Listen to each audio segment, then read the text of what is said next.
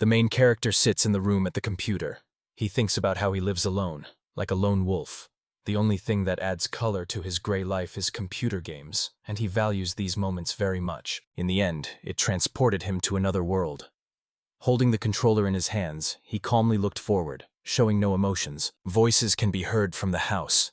Someone is yelling at someone, saying they didn't understand her, but she demands not to be lied to. The main character walks out with a box in his hands and wonders if it's just a regular family quarrel. Suddenly, someone asks someone to get up, and then the girl falls down the stairs right onto the main character. The boy lies on the ground and looks straight ahead. The main character woke up as an old man, rubbed his head and said it was painful. In front of him lay a dekobon fruit, with a hard skin, but a tender and juicy pulp. The old man was once an adventurer, but in the end he does the same thing. Gathers herbs. Having woken up in this body, he found out about the past of its owner. When he was a child, he was simply thrown out onto the street to spend less money on food. Having made it to the capital, he enrolled in the Adventurers Guild. He was striving with all his might and together with his friends was moving towards his dream. But all his efforts were in vain. His friends turned away from him, and eventually he was left completely alone. Even when the protagonist got the body of this old man, he still found it hard to get used to the local life. But since in his past life he was an ordinary office worker, how can he change everything now? Although it seems to him that something here is already familiar. The main character looks at the joystick in his hands and notices a special gaming skill. As can be guessed from the title, he can launch games at any moment, but for now, he only has one game. You can engage in farming, fishing, study alchemy, or create your own equipment. In this world, abilities were a common thing. But the old man didn't understand at all how the gaming skill worked, so he almost never used it. He had to play games more than once. Of course, the main character was lucky that he figured out how to use this skill. He receives the royal mantle, but in reality, he still works, performs any simple tasks, lives in cheap hotels and plays, just to kill time. That's how his last 10 years have passed. But one night he had a strange dream, where the main character rubs his eyes and asks, "Who else is here?" The boy thinks it's himself from a past life.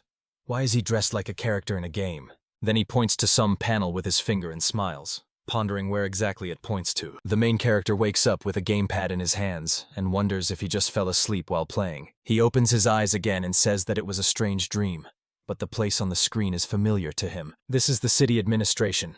There's a trading post here. He was definitely right here. A girl with earrings and glasses is sitting at the table. In this game, he can exchange things with other players. For example, if he wants to buy or sell something, he simply posts an ad on a special board. Another player sees the offer, and if everything suits them, a deal takes place, and both remain satisfied. But he had never met other players in this game. The system just suggested choosing an item he wanted to sell, so the main character didn't even come here. Finally, the main character decides to try. He uses the Apple sales feature. The system suggests that the main character set a price. The boy ponders how much a regular game costs. He decides to set the minimum price. In the real world, it costs 300 lin, and on the in-game market, it's only 30 lin. The system notifies the boy that his apples are already up for sale. The boy notices that his ad has now appeared on the board. He sells the apples for 3 lins apiece. Then the system offers to buy apples, and the boy realizes that it was he who posted the ad.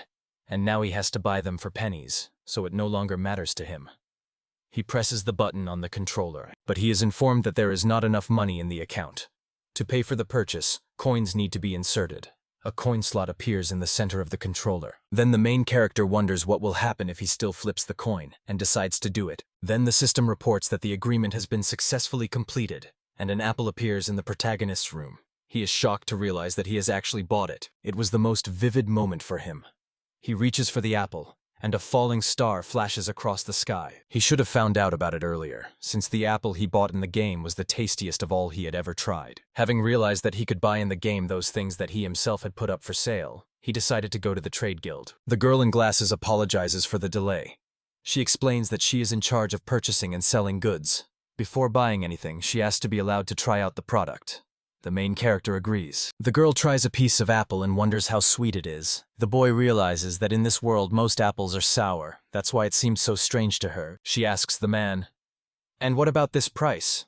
and writes on paper, "Oh, 3,000 lings."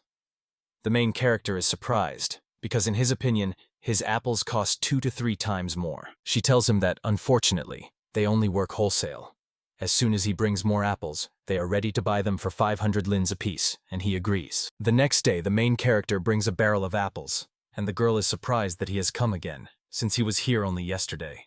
She notices that this time he has brought a whole barrel, and he asks in response if she was waiting for him. The girl refuses. She hands him a piece of paper with the price written on it. 25,000 lin. The main character is surprised. It turns out that one apple costs as much as 500 lin. He says his name is Ahayen. The girl joyfully informs that her name is Libelia, and she is pleased to cooperate with Akion. The main hero says he's also glad, and ponders her name. Although he's been working at the guild as an adventurer for a long time, no one has ever asked what his name is. The guild was only interested in the work done, the verification of documents, and the payment for it. The guy was surprised when, after so many years, he heard someone call his name. At last, the main character felt that he had completely become a part of this world. It seems the main character has dealt with everything too quickly, and now he's bored just sitting in the room. He thinks about what to do while he has free time. He sees this girl and thinks that they were simply abandoned, just like they once abandoned that old man, and he still couldn't help them with anything. But today the main character offers the girls apples and asks if they want to try one. The main character asks how long they've been living here, if they have a place to spend the night, and if they really live under the open sky right on the street. The boy thoughtfully tells the girls that they should then become real adventurers. They finish eating the apples. The main hero sent them to the guild for registration, and he himself went and bought them the cheapest equipment. He watches them gather grass, and thinks that although it's hard work for pennies, at least this way they can earn a living, so they can eat deliciously and inexpensively, and also rent a room here. The main character wishes them luck, and the girl turns to him. All three thank him joyfully, and the hero realizes with wonder that these are the three girls he had not even paid attention to before. The main character started living much better, having understood what he was really capable of. This week he brings apples. The girl thanks the boy for cooperation. Earlier, while performing tasks in the guild and working as an adventurer, he could earn 7,000 lin a week. But now, thanks to his skill, his earnings have grown to 25,000 lin. He could have left the adventurers, but that's just not about him. He's fine sitting at home all day and doing nothing. In addition, he lives in the cheapest hotel in the capital, where a room is only available until morning, and to stay during the day, you need to pay extra. He thinks of buying his own house, but for now it's better to save, because you never know when the price of apples will drop. If this happens, he will have to become an adventurer again. So he realizes he needs to go to the forest. Near the capital lies a large forest, where you can often meet adventurers gathering medicinal herbs, a bag of which costs 1,000 lins. You can certainly go deeper into the forest. Rare herbs that can be profitably sold to alchemists grow there, but there is a high risk of encountering monsters, and that's exactly what he's looking for. If he knew alchemy, he would earn much more, but in the game itself, it's impossible to create potions because there are no necessary herbs. He usually sold what he found in the game. But what if he tried to sell something that didn't exist in the game world? He inputs into the system everything it asks for. The main character presses the button and notices that his bag of herbs has started to disappear. There is a medicinal herb. He came up with a recipe for a simple potion for healing, and then sent the hero to the alchemy table. The main character creates a simple healing potion. He is delighted that he succeeded. He thinks about where he can sell this potion. The minimum price is 150 pounds per piece. Healing potions are most often bought by soldiers, hospitals, and adventurers, but soldiers and hospitals usually have their own alchemists. He ponders what his visit to the guild tomorrow means, when he suddenly hears someone's voice. The boy realizes that these are the same three girls, gives them apples, and says that he has a few more, so they can take them. The main character sees the boy again, and he waves at them, thinking that he didn't mind sharing at all. The next day, the girl apologizes and asks the boy what he's doing here so early. The main character awkwardly smiles and says that he came to sell them weak healing potions. The girl ponders and says that an assessment needs to be conducted before the sale. The guy agrees. She understands that it's indeed a weak healing potion. She's willing to pay 300 lin for one bottle and 2,700 for all 9. He agrees to the terms. That is, the difference in the price of a bottle in the game and in real life is 150 lin. And if you count all 9 bottles, it turns out 1350 lin. Considering the time spent collecting herbs, it's not that profitable. If he could grow the medicinal herbs himself in the game, it would be much more profitable. The girl asks if he is an alchemist, but the boy replies that no, he just found a recipe and was able to prepare such a simple elixir. She tells him that it's just incredible. So many years of working in the guild, and finally their work has paid off. The main character thanks her, but thinks that it's unpleasant for him to hear such things from others. To be honest, It was very convenient that the alchemists mastered alchemy just in time. Those who had long worked for the guild moved to work in the hospital. And due to the great popularity of the dungeon in the west, the stocks of potions quickly ran out. They will also work with him with pleasure, and the boy agrees. It was a surprise for him to hear such gratitude. Now the main character needs to make many small elixirs. The girl says that he is just in time. He thinks that he is easy to please, but even if he plants all the beds with medicinal herbs, they still won't grow. He thinks that he probably should hire workers, but he doesn't know anyone in the guild, doesn't communicate with his old comrades, and only small children run past him. Poverty is very common in the world, so children are forced to work from a young age to help the family or not lose their home. Most of them, like him, make a living by collecting medicinal herbs for the guild. You can always risk. He turns to the children. One of the boys calls him old and asks what he wants. In fact, they are going to the guild, so they ask him not to interfere. They were offered a bag for 1,100 lin for these herbs, and at the guild they would give only 1,000 for it. The guys ask if he's really serious. He also buys 5 sacks for 5,500. Lin thanks him and everyone cheers happily, saying they're lucky. Now they'll have food. He sees that that will be 18,000 lin.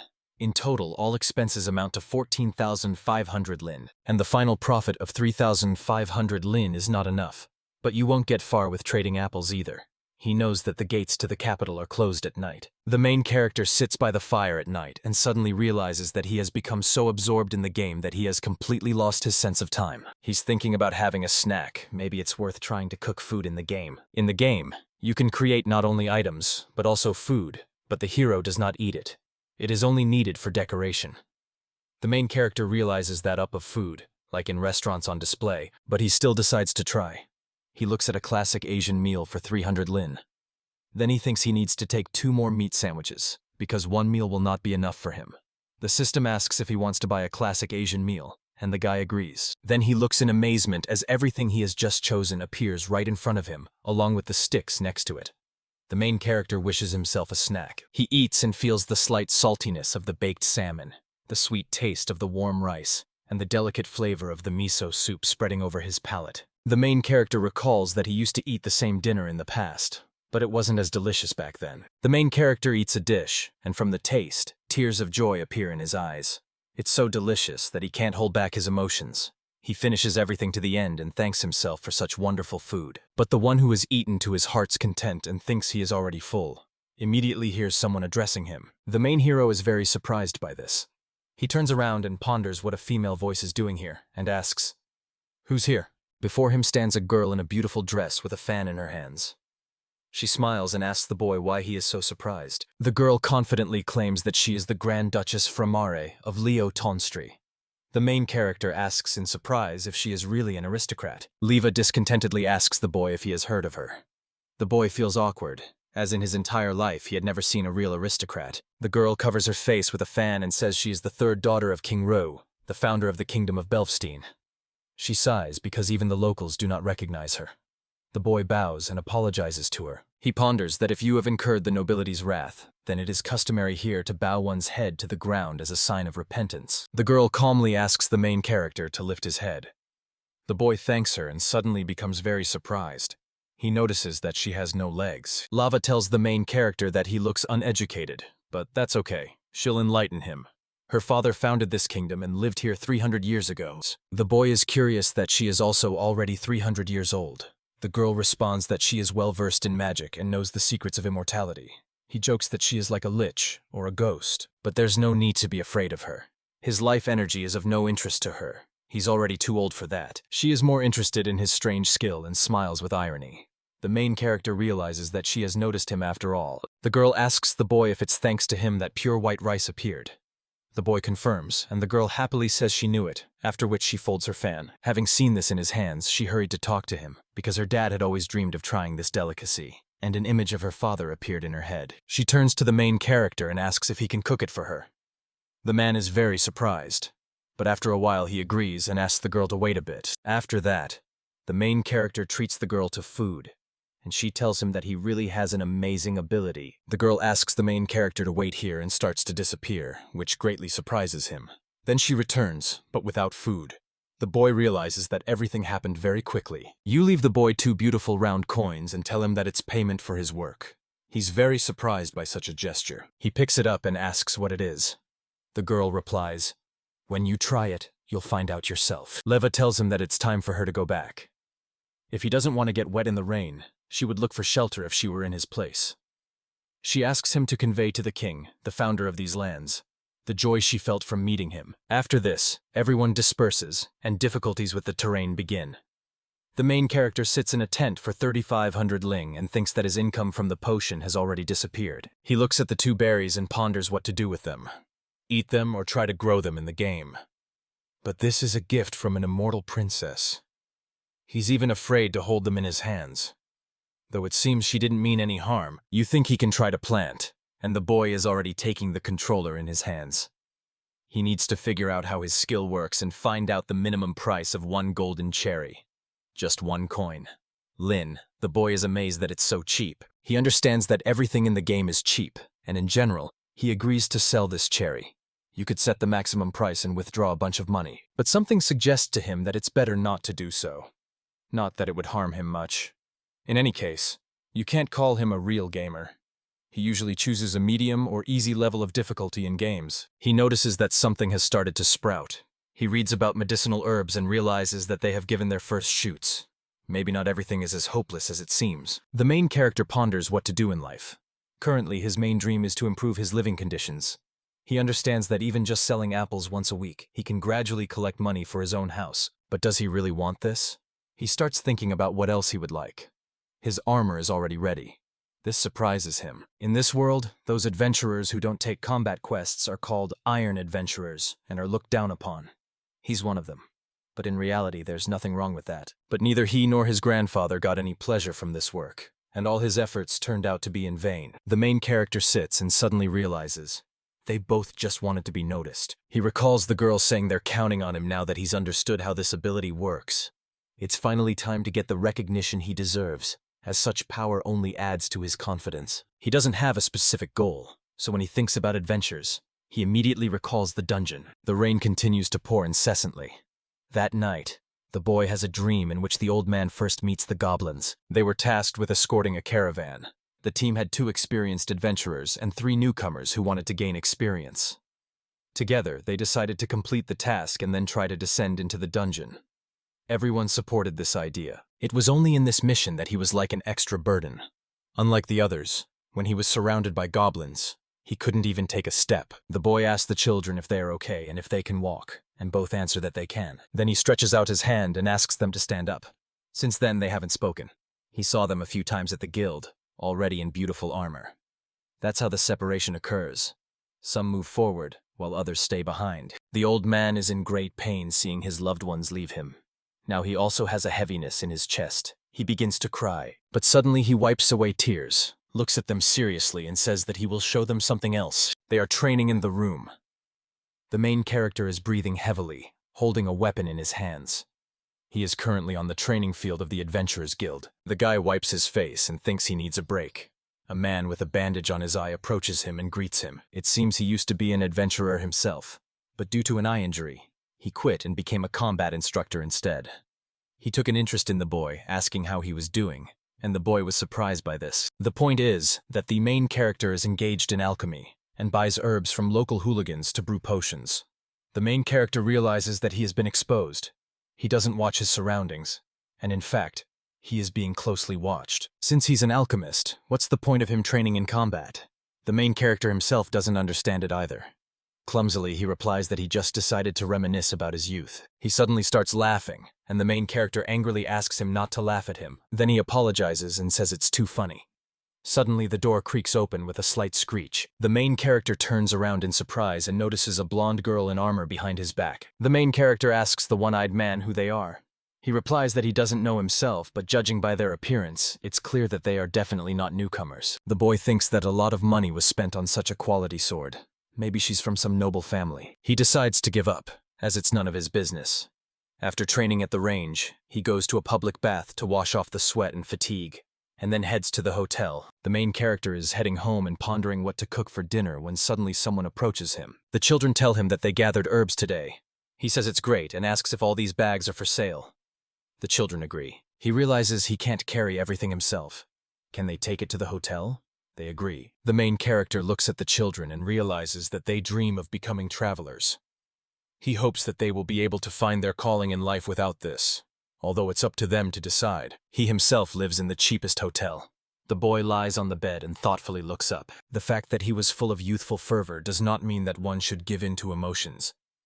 He recalled how a happy boy told him that thanks to him, they were able to collect money for a rifle. The main character holds a gamepad in his hands and realizes that he wants to move forward. He is busy preparing the fields, harvesting, working in the field, fishing, and other matters until night falls. The main character gazes out the window and wonders how time has flown by unnoticed again. While he plays, he could have gone somewhere in the city to eat, but he doesn't feel like getting up at all. Maybe buy something in the game?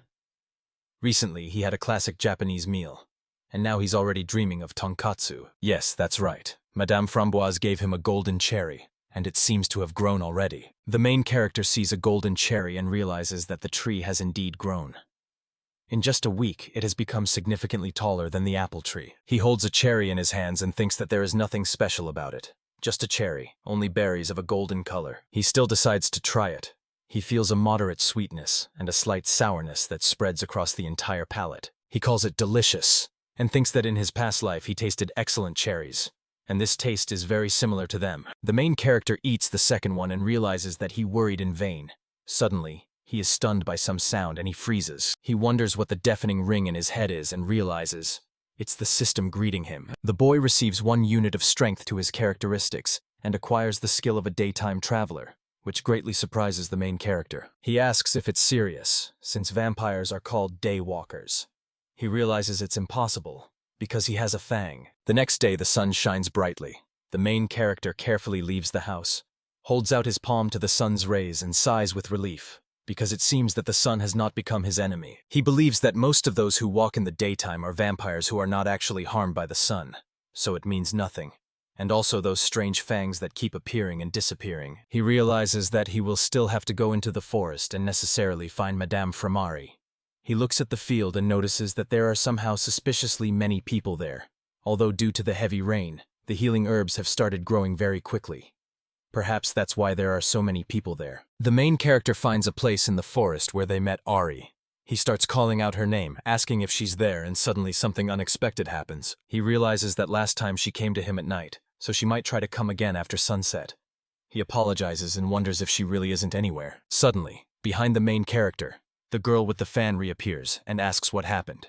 The main character screams in fright. The girl discontentedly says that it was he who called her himself, and now he is squealing like a pig. What kind of attitude is this? The main character apologizes, saying that she suddenly appeared behind him. That's why he got scared. The girl decides to forget about the situation and asks why he called. The boy decides to tell her everything. She laughs out loud, and the main character tells her that it's not funny at all, because of her gift, he has become a vampire. The girl says that this is called God's infinite love, and if you taste it, you can receive various gifts. The gift can either slightly strengthen the main character, or give him some rare ability. But the boy wonders, how is this possible? After all, a vampire is a whole race, not just a skill. The girl replies that it will be difficult for her to explain everything to him. A magical circle appears before the girl's fingers, at which the main character looks with amazement, and the girl asks him to just accept it. Sparks appear near his hands, and the main character decides to ask what she has just done. The girl immediately confesses that she gave him magic, which greatly surprises the boy. The girl calmly asks the boy to say the word assessment out loud. She says that he will see everything himself. The main character agrees, stretches out his hands and utters the necessary word. He sees on the table a table with information about himself, name, race, his characteristics, a list of skills, and 1 magical ability. The boy is impressed by what's happening, but suddenly everything disappears, and the girl decides to tell him something about his abilities. The girl suddenly burst out laughing and told Akyanov that they were not worth anything at all. The mana was enough only for a minute to evaluate. She continues to laugh, and it hurts the main character to hear. She asks if he notices that he still treats people in a special way, and his vampire abilities are all considered just a talent. She suddenly becomes serious. The girl confesses to the boy that he has absolutely nothing to worry about. The boy looks at her in surprise. The main character will no longer have to live only at night and eat only blood. He finally felt relieved.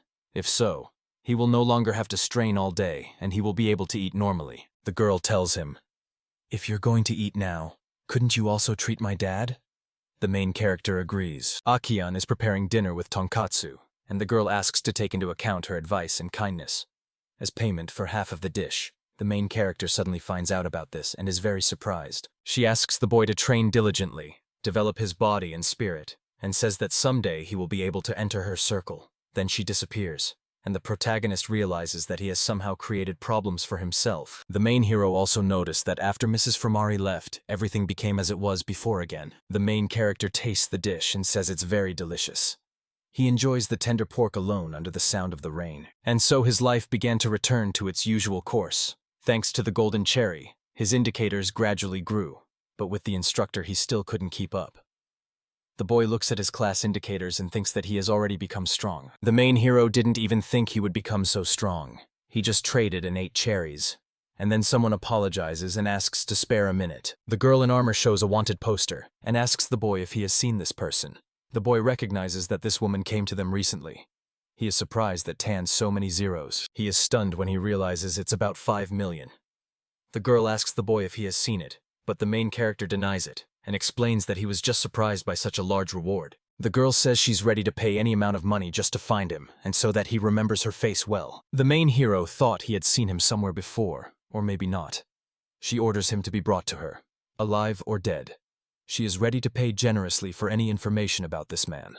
He asks what he did that she is looking for him so much. The girl starts to get angry and confesses that this man is the one who killed her older brother. The main character happily understands the girl and says, "That's it, their conversation is over." The main character says he's scared. He thinks about avenging his brother as if he's reliving a plot from a historical novel. In his past life he was lonely, didn't communicate with anyone. In his new life, he also has no family or friends. That's why he doesn't feel attached to anyone. Maybe he should also get close to someone. But looking at her sad face, the thought arises that it's unlikely to make sense. And who would want to communicate with an old man like him? To distract himself from these thoughts, he went to look at the job postings on the board. There can be many tasks, but essentially everything comes down to either collecting something or helping with cleaning. He also wants to take orders for escorting or destroying monsters in the dungeon. But for now, he is not strong enough for that. A familiar person approaches the main character and asks if he is looking for a job, saying that he hasn't seen him in a long time. The guy is confused and the acquaintance wonders if he remembers him. Suddenly, the main character remembers about the wind blade. A long time ago, he used to work part-time in this group of adventurers, helping to carry equipment and trophies. He asked them if they had returned from the dungeon. The blonde boy confidently replied that it was so. In general, they decided to take a simpler job. Although they pay little there, you can rest a bit. He thinks to take it and divide it among the 5 of them. Each will get 9,000 lin. They need to escort the caravan. The main character is told that he is careful, so they offer him to go with them, but warn that there will be extra pay for the dangerous conditions. The main character realizes what they want from him. They are short of people, so they want to take him too. He thinks they approached him only because they had worked together before. If it were otherwise, they would probably have chosen a stronger adventurer, and this gives him mixed feelings. Of course, he could just sit back and earn money from sales, but he still wants to test his skills in practice, especially since he's not going on the task alone. So he agrees to go with them. The guy says that he will then inform the administrator that they are taking this order. The main character thinks that it's easy money, since 9,000 just for escorting with strong fighters is a very profitable offer. They arrange to meet tomorrow morning by the gate, say their goodbyes, and wave to each other. But before leaving the city, it's worth selling the new goods at the trade guild. The main character brings cherries and asks what they think about them. The girl in glasses says she is willing to buy one bunch for 2,000. Lin, the main character, is shocked, because it's 4 times more expensive than the apples cost. The girl tells him secretly that his apples are very popular among the nobility and merchants. She assures him that the grape will really turn the market around. The main character understands this well. The girl says goodbye to the main character. He realizes that his apples are bought by people from high society. After that, he left, bought food, supplies of medicinal herbs, and warned that he would not be in the city for some time. He's getting himself a combo meal, a hamburger, fries, and a Coke. Now he feels like he can relax. He drinks cola and thinks how delicious harmful fast food is, especially if he hasn't eaten it for 10 years. But it's better not to brag about this and not eat such things in front of people. He finishes his drink and hears some noises, thinks that the girls have probably returned and seem to have started rewriting books to order. In this world, few books are printed, so they cost a lot of money, and that's why copyists are paid well. He himself tried to recall something in the local language, but the old man couldn't even read well. The main character suggested that the girls try to perform other tasks, to test their skills, and when they were assigned to rewrite a book, he was very proud of them. The boy thinks that now he is completely ready for tomorrow. In the game, the hero can create weapons and equipment for other traveling characters. They kill monsters and bring him materials from which he can create new things. For several of his last years of playing, he collected a whole mountain of wonderful equipment. What awaits him on this journey is unknown, but it makes no sense to drag two rare things with him. It's enough to take reliable equipment that will help him survive. He says that everything is already ready. Before going to sleep, he will eat the golden vision. As always, he doesn't like the sound in his head when he eats it. After he eats it, he decides it's time to sleep. In the morning, he comes to the meeting and turns to him. He is told that he has a good armor, and the hero somewhat awkwardly thanks him for the compliment. The man suggests going to the caravan, and the hero agrees. The boy reports that here he is. The caravan consists of 2 carts. The main character notices that the emblem is somehow familiar to the store. Usually, the caravan carries a lot of goods to another city, but they have only 1 barrel. The blonde boy tells the coachman that today the Wind Blades group will be escorting them. The coachman replies that they were waiting for them. He says that since they are already here, they can get into the carriage. The man thanks the coachman. The main character is still wondering why hire a whole group of adventurers to transport 1 barrel. What's so special about it? Suddenly, the coachman notices something and asks Akaon if it's really him, adding, "Do you remember me? I'm Vizar." The main character realizes with amazement that Vizar is his companion, or rather, former companion. After that task with the caravan escort, Visa gains success as a young adventurer. Why is that? The boy asks Visa what she is doing here. The guy says that a lot has happened to him, shows his prosthetic leg, and says that now he can no longer be an adventurer with someone like him. An irritated man shouts at them to be quiet, because time is money, and they in response smile and apologize. He orders the main character to go to the carriage. The hero agrees to carry out the order. The main character thinks that Vizara left the adventurers because he lost his leg. They set off on the road. The main character rides in a carriage and observes everything around. Someone tells him that there's no need to bother with it so much. They tell him that they seem to know this one-legged taxi driver, and the main character realizes it's the same archer from the Blade of Wind and responds positively. The archer shows his hand to the main character and asks him to take a look. During one battle in the dungeon, he lost all his fingers on his hand. For an archer, the most important thing is fingers. He spent all his savings to put them in order, but not every adventurer can afford it. He was also lucky to find a job. The archer says that many people become disabled after going underground. This is a typical situation for adventurers. The main character realizes that they are trying to cheer him up. He says that he still envies them a little, because they can go down to the dungeon. It's incredible impressions. The archer smiles and says that he speaks like a little child. The main character laughs in response. In fact, when he saw such a helmet, he was stunned. He felt how great his possibilities could be and realized that he didn't want to stop, even if it seemed childishly naive. But he wants to see this world with his own eyes, so today they will stop here to rest. Having pitched the tent and eaten their rations, they began to divide up the watch. The fair-haired boy asks if they will be keeping watch from night till morning, and everyone agrees with him. The main character ponders that even if goblins come down from the mountains, monsters are not the only problem, and one needs to watch out, not just for one danger. This wisdom was taught to him by an experienced traveler with whom he went on that campaign. He asks to remember this well. When you go out of the city gates, rely on all your senses, sight, hearing, and smell. The main character is offered to lift his head and look where he is, and the boy agrees. The main character turns away, hears some sound, and wonders what this strange noise is. He realizes he's been pushed right there. The boy looks at the bushes, where a clawed paw suddenly appears. There are already several creatures with pointed ears and long noses here. The main character realizes that these are goblins. He cries that it's an alarm. Goblins are already in the camp. The commander orders the adventurers to take up arms. The main character ponders the fact that he has never killed monsters before, but now he has no choice. He will have to kill. He grips the weapon tighter. One of the goblins screams and rushes at him. Then the main character manages to wound the goblin, and he realizes what he has just done. After that, several more goblins approach him, and the main hero realizes with irritation that he has been surrounded. Suddenly, an arrow hits the goblin's head.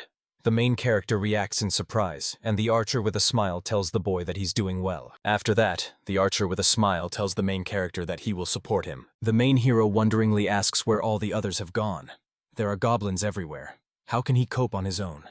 The archer realizes that the situation is indeed difficult, but it's better not to get distracted, because a few more goblins appear, and the boy starts yelling again. They defeated all the goblins, and the main hero got tired. The archer tells him that he did a good job. The boy happily says that it's good that everything is behind them. The archer responds that, unfortunately, it's just the beginning, and points to the crowd of goblins. The blonde-haired boy holds a sword, looks ahead and asks if they've killed everyone, but they think that several goblins escaped there. The boy says that they need to catch up with them, but all of this seems strange to him. The main hero considers this very strange. Usually goblins attack in groups of 10, but this time there were many more of them. Someone turns back to him. He has explained that they are paid extra not just for nothing.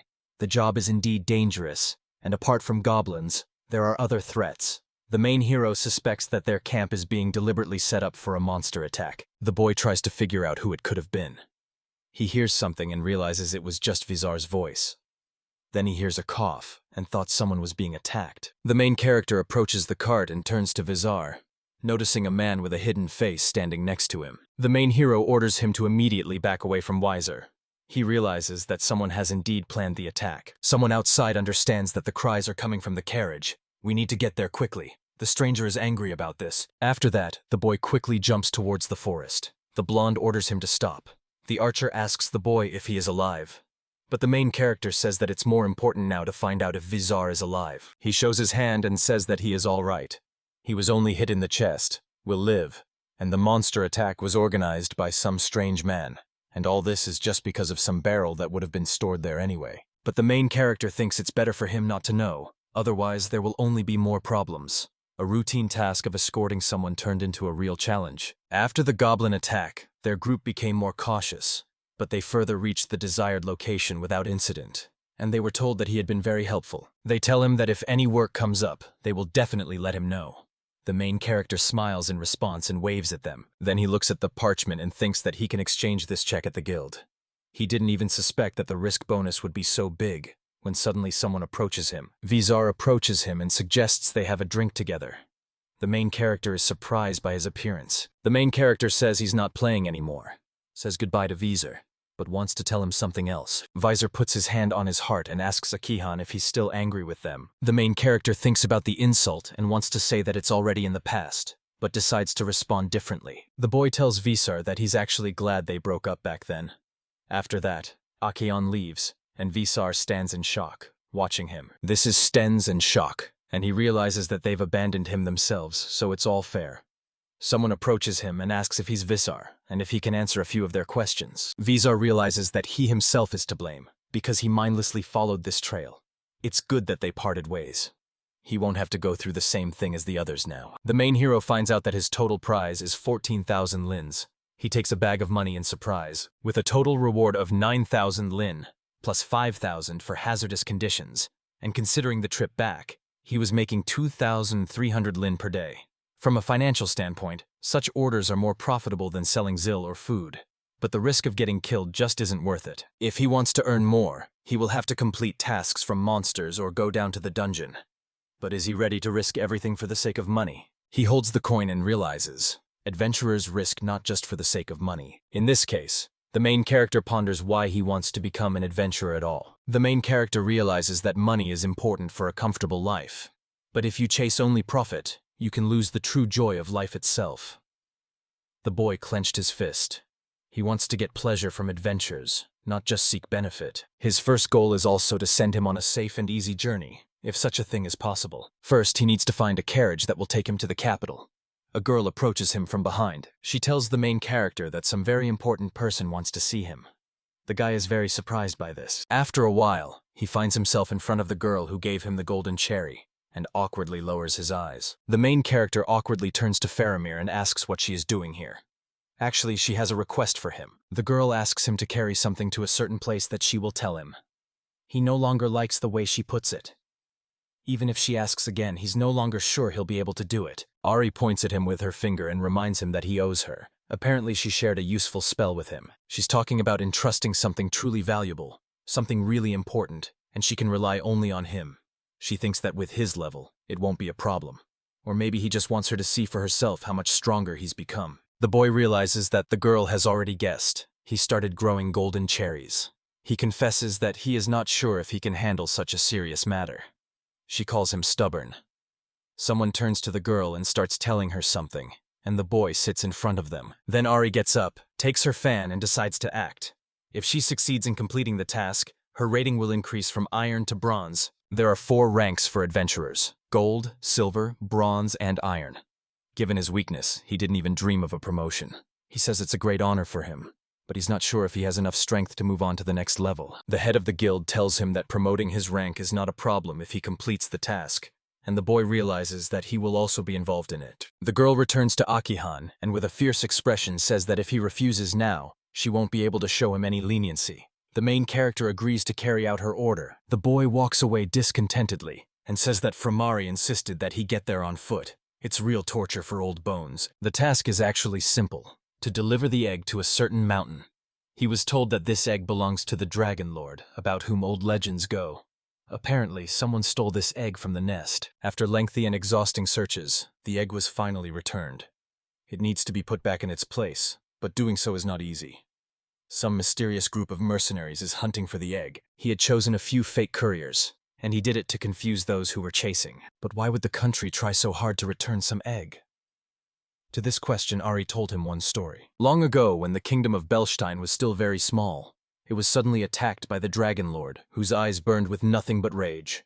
The founder of the kingdom, Ro, fought the dragon for 3 days and eventually defeated it. However, King Ru decided to spare the Dragon Lord and did not kill him. It later turned out that the Dragon Lord had come to avenge the kingdom because someone from Belstein had desecrated the remains of his relatives. Having heard the true reason for the anger, Raja proposed to find the culprit and punish him according to the law. But if someone offends his relative, he will deal with it himself. And if his relatives wrong someone, let them settle it themselves. That's what King Ru and the Lord of the Dragons agreed upon. After that, the dragons no longer troubled these lands. Although both sides suffered losses, these trials made them stronger, as her father used to say. After the rain, the earth becomes stronger. Here the main character realizes that the ancestor of the entire kingdom was Japanese. Any difficulties on their path make them only stronger. This is a Japanese proverb. Now it becomes clear why the king wanted rice so much. The ruler of the whole country had a mortal, but very beautiful daughter, and a whole heroic story. Though they lived in the same world, their fates turned out differently. The boy with envy continued to climb up the mountain. The main character keeps going. He has already been on the road for 2 days. He can't shake the feeling that someone is following him. The main character realizes he's very tired and decides to sit down and rest, despite what he was told. In fact, he didn't feel tired at all. Thanks to the habit of a daytime traveler, he didn't want to sleep, and he could do without rest.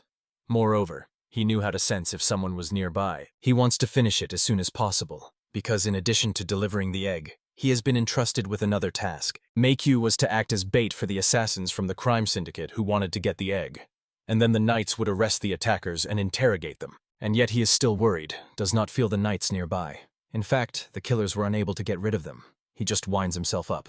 This feeling does not leave him, even when he approaches the foot of the mountain. He lifts his head and realizes that before he would have spent much more time on the road. But thanks to eating golden cherries every day, it brings him its advantages. The main character is confident in his current characteristics, and understands that even though they have grown a bit, with luck he still doesn't have any. Suddenly, 2 armed guys approach him.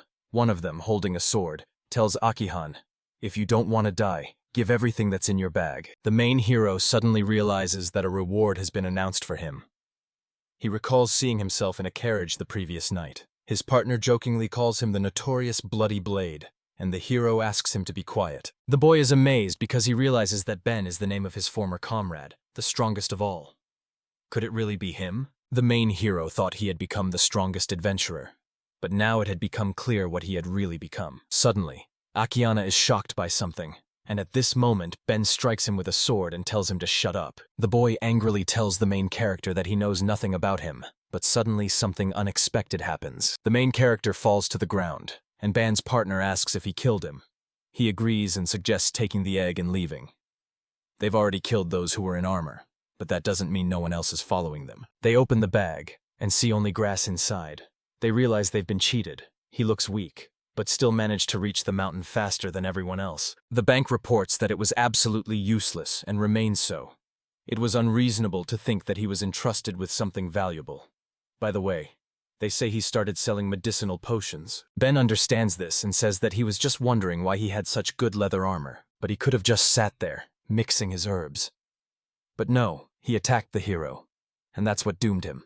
The boy laughs and suggests moving on, since they still need to search for that egg. The system reports an emergency. The day traveler's skill is activated automatically. Suddenly, the main character flexes his arm, fangs appear, and he declares that he craves blood. The killer irritably said what was already clear.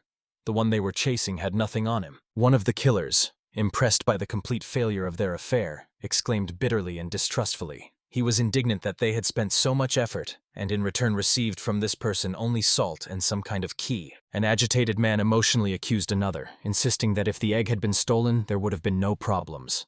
He put all the blame on Vizar, saying that it was he who told everything, got scared at the last moment, and tried to stop him. The interlocutor responded with cold sarcasm, hinting that the bloody blade had not been lucky lately. He had not even managed to utter the last word when his head suddenly disappeared from his shoulders. Bloody blade, Ben looked at what was left of his interlocutor.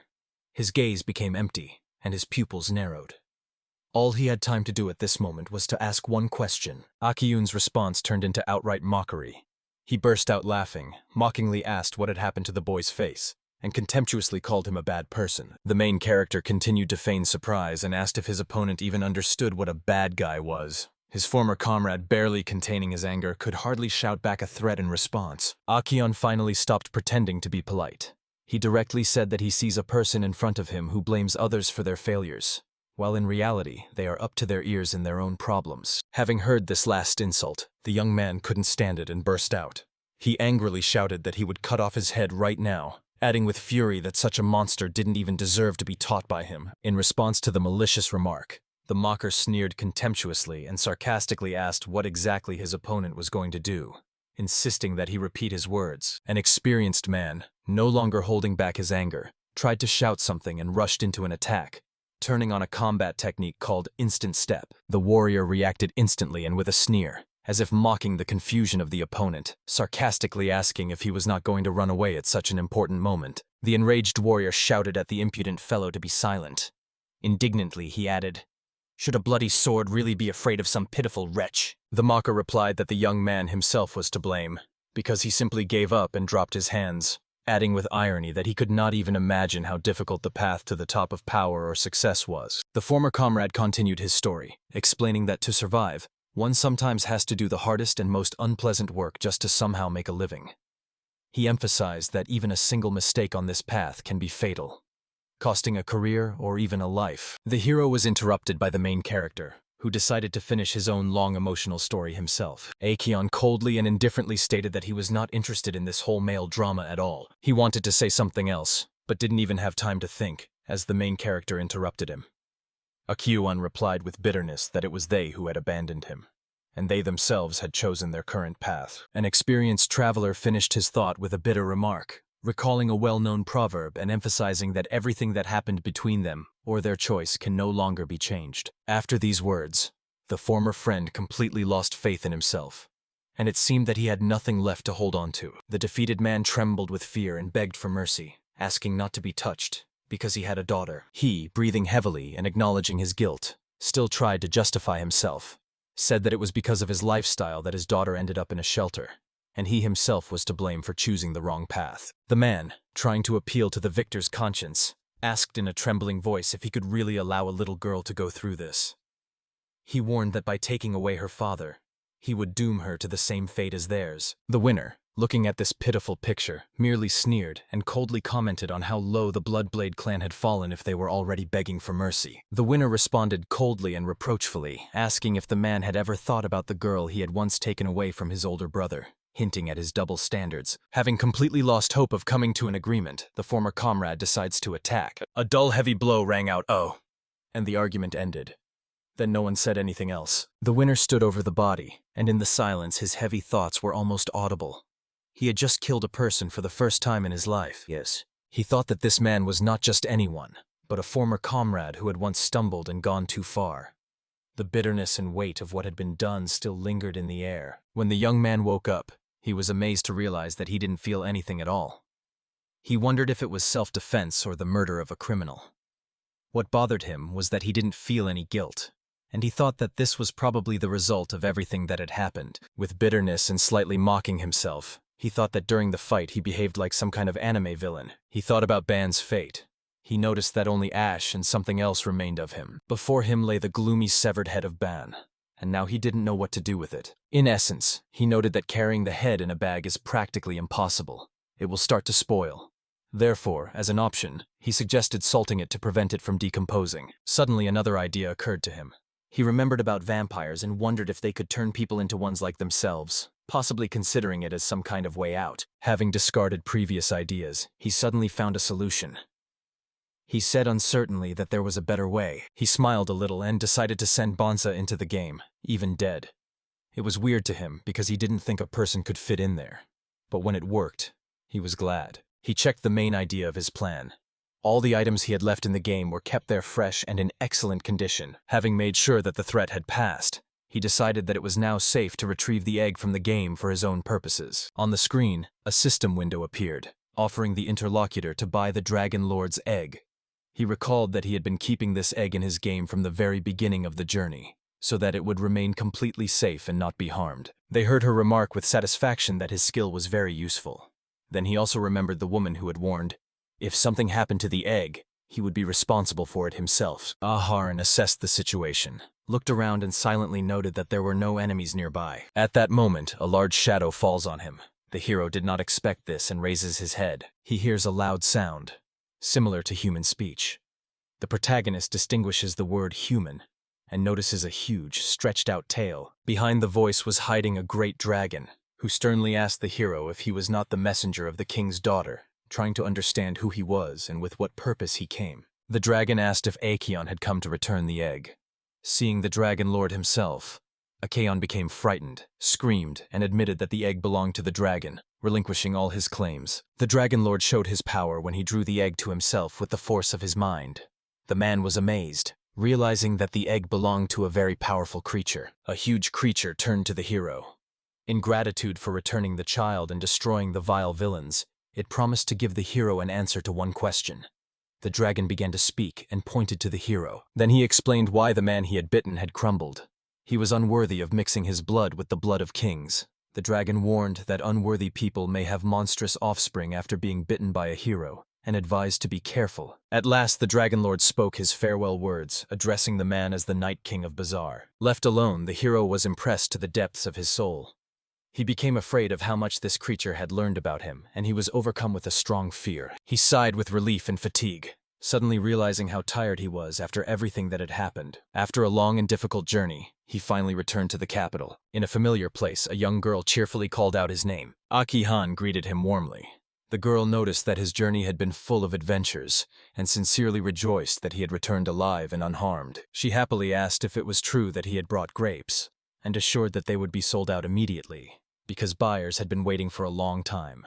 She added that Liberia was also waiting for these grapes. Aki-han thoughtfully muttered that if he sells a few more boxes of grapes, he will be able to collect money for a house, but he didn't voice his plans any further. The woman asked if he had come today to sell healing potions. He replied that he hadn't, and explained that he had other business. With cold determination in his eyes, the hero declared his true desire.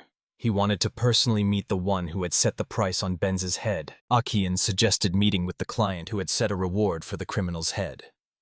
She repeated her question again, and the main character couldn't understand why this question caused her surprise. She anxiously clarified whether he was not afraid of meeting a noble lady, that is, the client. Saying this, she covered her mouth with her palm so that no outsider would hear their conversation.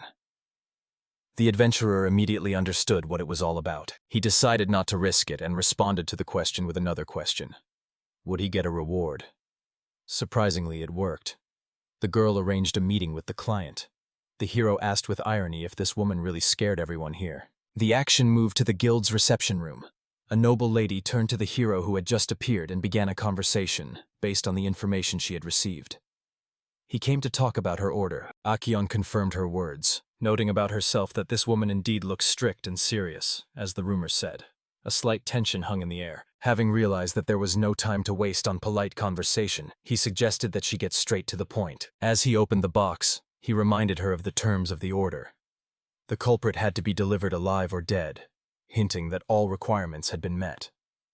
The reaction of the noble woman was not long in coming. She did not expect to see the head of the leader of the Bloody Blades at all. The adventurer exploded with rage. He sarcastically accused Akion of cheating, saying that to easily earn 5 million, he had palmed off some corpse in rags as Bansa's head. Akion remained calm, like ice. If he believed in something, it was hard to convince him otherwise. However, he didn't like being accused of lying at all. Admitting that he had a low rank among adventurers, he asked if they really believed that, challenging their confidence. Having seen that they were uncertain or did not want to argue further, he turned around and said he was leaving. He no longer insisted or explained. As soon as he began to gather his things and turned his head to the box, he was suddenly stopped. The noble woman uncertainly muttered that she had no doubts. Her voice trembled. She stretched her hands to her head. She took the head in her hands and realized that it was the real head of Blood Clan's Bans, so there were no doubts left. When her assistant tried to stop her, the noble woman coldly apologized for the subordinate's rudeness. After that, she ordered to call a representative of the guild and stated that she was ready to pay the reward. A woman of noble birth turned to the man in armor and gave an order. If they are not sure, then he and the entire squad immediately go in search of the real culprit, and until they find him, they will not eat, sleep, or drink. Turning to her interlocutor, she added that they would also have to bring the head of the one who killed her brother. She is driven solely by a thirst for revenge. The main hero thought that the aristocrat knew how to instill fear. Meanwhile, the subordinate turned to her, swearing that he had never doubted him, and humbly asked his lady to forgive him. After the meeting, he, along with the guild representative, began to formalize the documents. The main character was told where to put the seal. When he did, the agreement was considered completed. After checking all the details of the order, it was successfully completed. Ben's head was handed over. The employee politely thanked Akyanov for the work done. Then she turned to the adventurer and asked him to stay after all the formalities were over. He agreed. At this time, the noble woman carefully listened to the conversation and memorized the name of the warrior who had brought her the head. Akihan calmly asked the noblewoman if she wanted to add anything else, showing that he was listening to her attentively. At last, the noble lady decided to greet him politely and warmly, introducing herself as Zella Gant Klasla. She curtsied and sincerely thanked him for killing Bloodblade Bane. This moment shocked the warrior. He did not think that a person from a noble family could do such a thing. The employee admitted that she did not expect to see Akion on this task at all.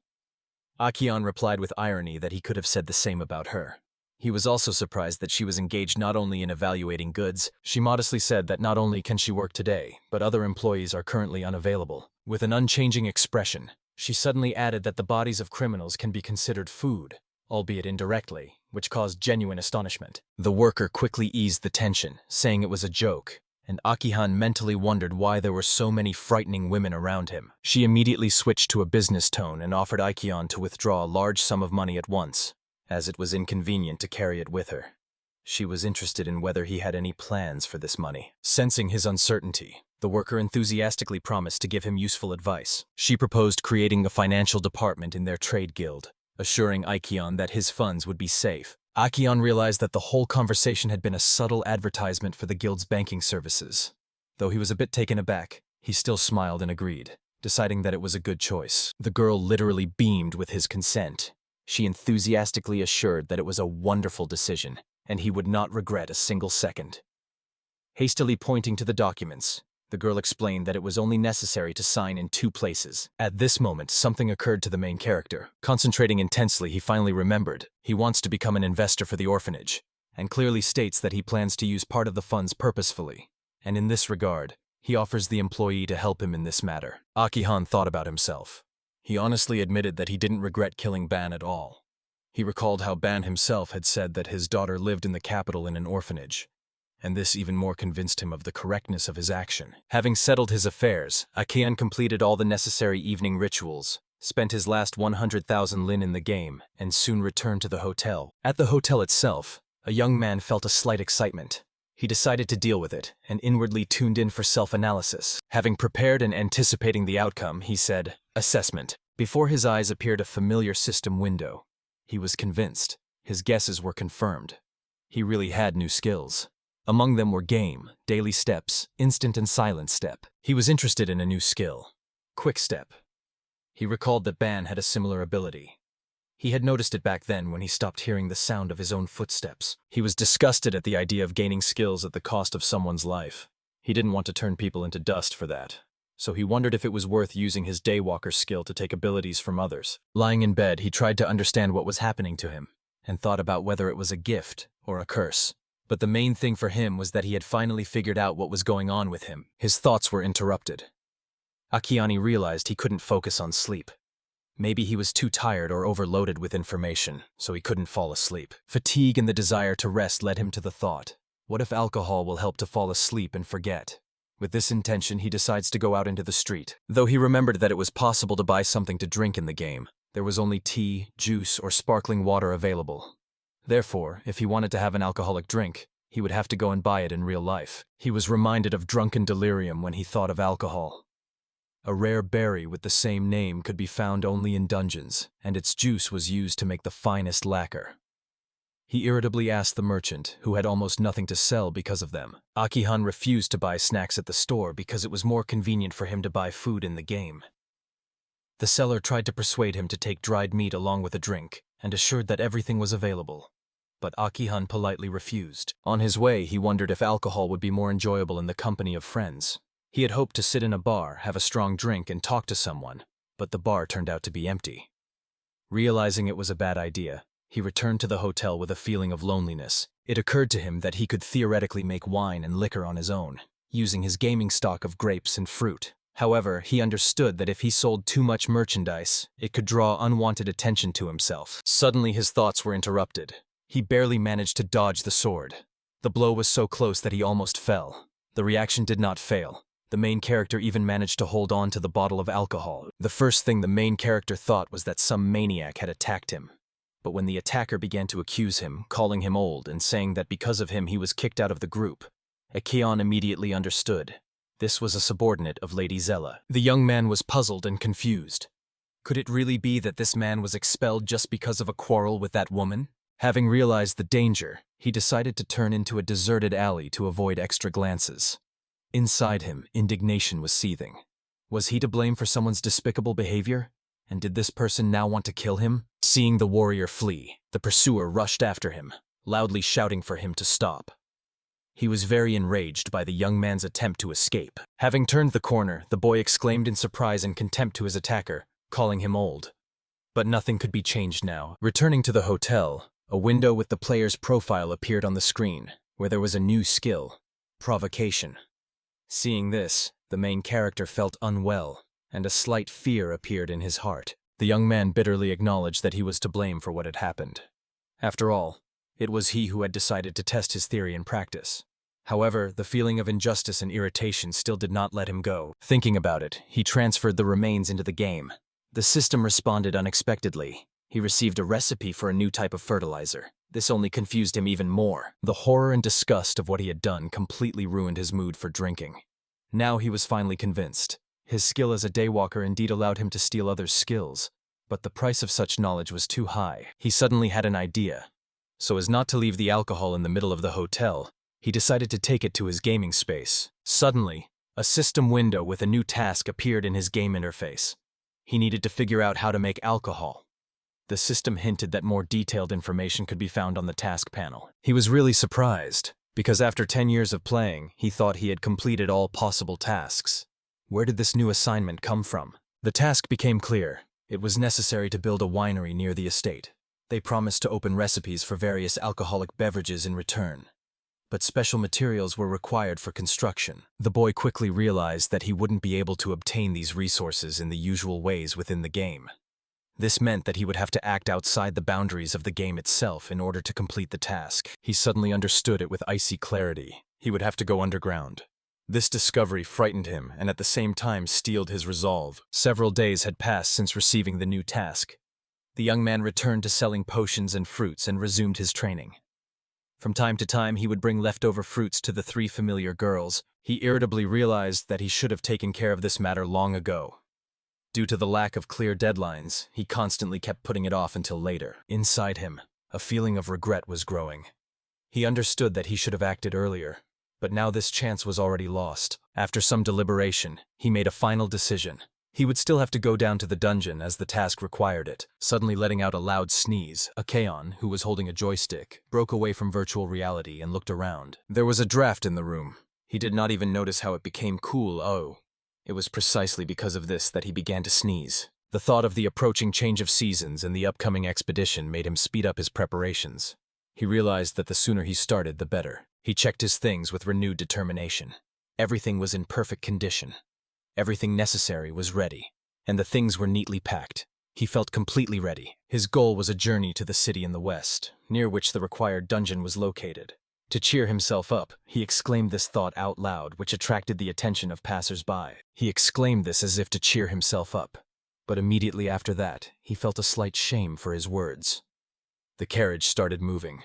The boy mentally calculated that the road to the western dungeon would take approximately 5 days. Icon wondered how many days he could save on the road, but this time he decided to reach his destination on foot, relying only on his own strength. He ran the entire distance. Akihun took it as a great opportunity to test his endurance and physical strength. He joyfully raised his fist up, confident in future adventures. In some places, the main character stopped to rest, and with pleasure played on the joystick, to which he had already gotten quite used to over such a long time. He realized that he couldn't truly relax unless he worked out properly and sweated. Active road training helped a lot with this. The only downside was that he had to sweat heavily during each session, but that didn't become a problem. During the break, Akion made an interesting discovery. Everything he put into his gaming space became absolutely clean, so he quickly cleaned the towel and armor there. However, things didn't get repaired, they just became clean. Despite the long journey, the traveler ate his portion of magical cherries every day to become stronger. He looked at his status in the system. His indicators had become better. The double attack skill had been added to his abilities. Akion understood that his daily efforts, such as training and eating cherries, gave a much better result. Having finished his daily business, the man confidently moved on. He felt a sense of relief, but a long road still lay ahead of him. After about 3 days of travel, he finally reached the borders of the new city. The city impressed him with its size and development. Akion, who had already been to the capital, noted that this city is almost comparable to it in scale. He first headed to the Adventurers Guild. After checking his documents, he was issued a registration card AO. Now he officially became a bronze-level adventurer. He politely thanked the employee. One of the guild members noticed that winter was approaching and asked Akion if he really intended to go to the dungeon now.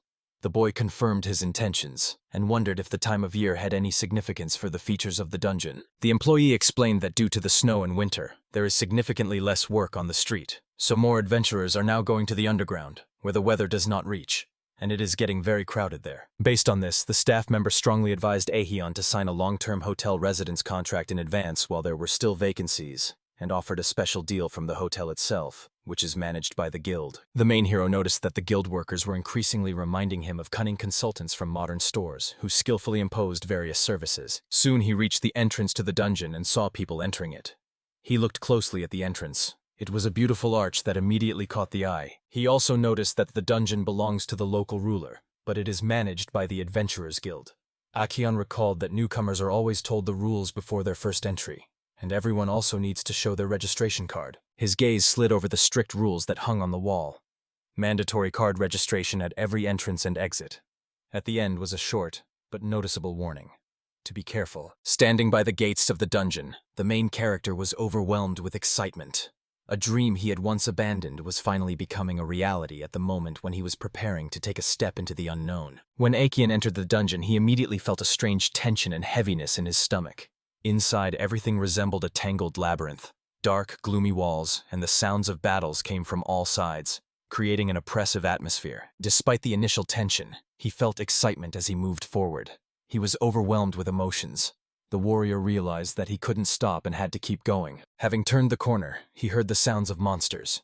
He carefully peeked out, trying not to make any noise. He noticed 5 goblins who hadn't seen him yet. Akihun prepared himself, confident that he could handle them. Having psyched himself up, he decided to act from an ambush. Having coped with the goblins, he exhaled with relief. It turned out that it was easier than he thought. The effect of surprise played its role. He found it strange when he saw that the goblin bodies had actually turned into magic stones, just as the rules had described. It seemed unusual, so he began to recall everything he knew about dungeons. Since corpses turn into magical stones, it's a very profitable business. Success inspired him, and he wondered how far he could go into the dungeon and how much he could earn. Understanding that this was a dangerous place, Akion reminded himself to be cautious and not do anything rash, as his goal was not to rush into searching for treasure. but to act with reason. A strange sign caught his attention, and as he approached closer, he realized it was a portal that allowed him to return to the entrance of the dungeon. And such portals were on every floor. Aision compared the portal to a save point in a video game. He decided that he had had enough training for today. He appreciated how convenient it was. You can always return to the entrance and then immediately get to the same floor you had reached before. Having summed up the first 4 attacks, he counted. 5 killed goblins brought him 3,000 lin for the magic stones. This amount seemed insignificant to him, so he realized that for serious earnings, he had to go further, to deeper places. He also thought that if there were more monsters, it would be hard for him to survive on his own.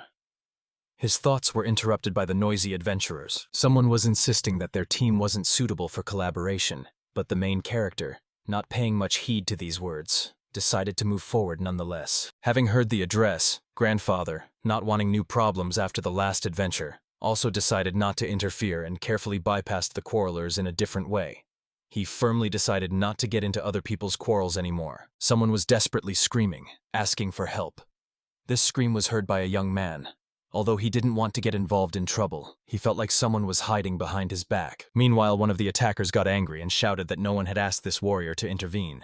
The main character thought with irritation why he had ended up in such a situation again. He had just managed to notice that those he was protecting had already disappeared. The aggressor, enraged by the intervention, pounced on him and shouted that if he was looking for problems, he would get them in full. Acheon wryly observed that he hadn't even been allowed to say a word. Realizing that the situation was becoming serious, he sharply caught a fist in flight, stopping the blow. He tried to calm the attacker and offered to part peacefully. The attacker assessed his strength and realized that his fist was clenched so tightly that he couldn't pull it out. So all he had to do was keep a cool head and retreat. When the conflict was left behind, both sides decided to retreat, and the main character was glad that at least one person had heard him. Acheon returned to the inn. He had a light dinner and went to bed early to prepare for the next day in the dungeon. He admitted to himself that he was very tired. Sleep quickly overcame him, and a carefree night passed unnoticed. The next morning, he was suddenly summoned. The people who did it seemed unfamiliar to him. It turned out that they were 2 girls, a mage and a priestess, whom he had accidentally helped the day before. They thanked him for saving them. One of them wondered, noticing that they had already met the day before. The girls, slightly embarrassed, explained that they had been watching him from around the corner. In their words, they wanted to make sure he was strong enough. The main character asked what they wanted from him, still feeling tired and confused after yesterday's events. The girls introduced themselves as a friendly team, a mage and a priestess.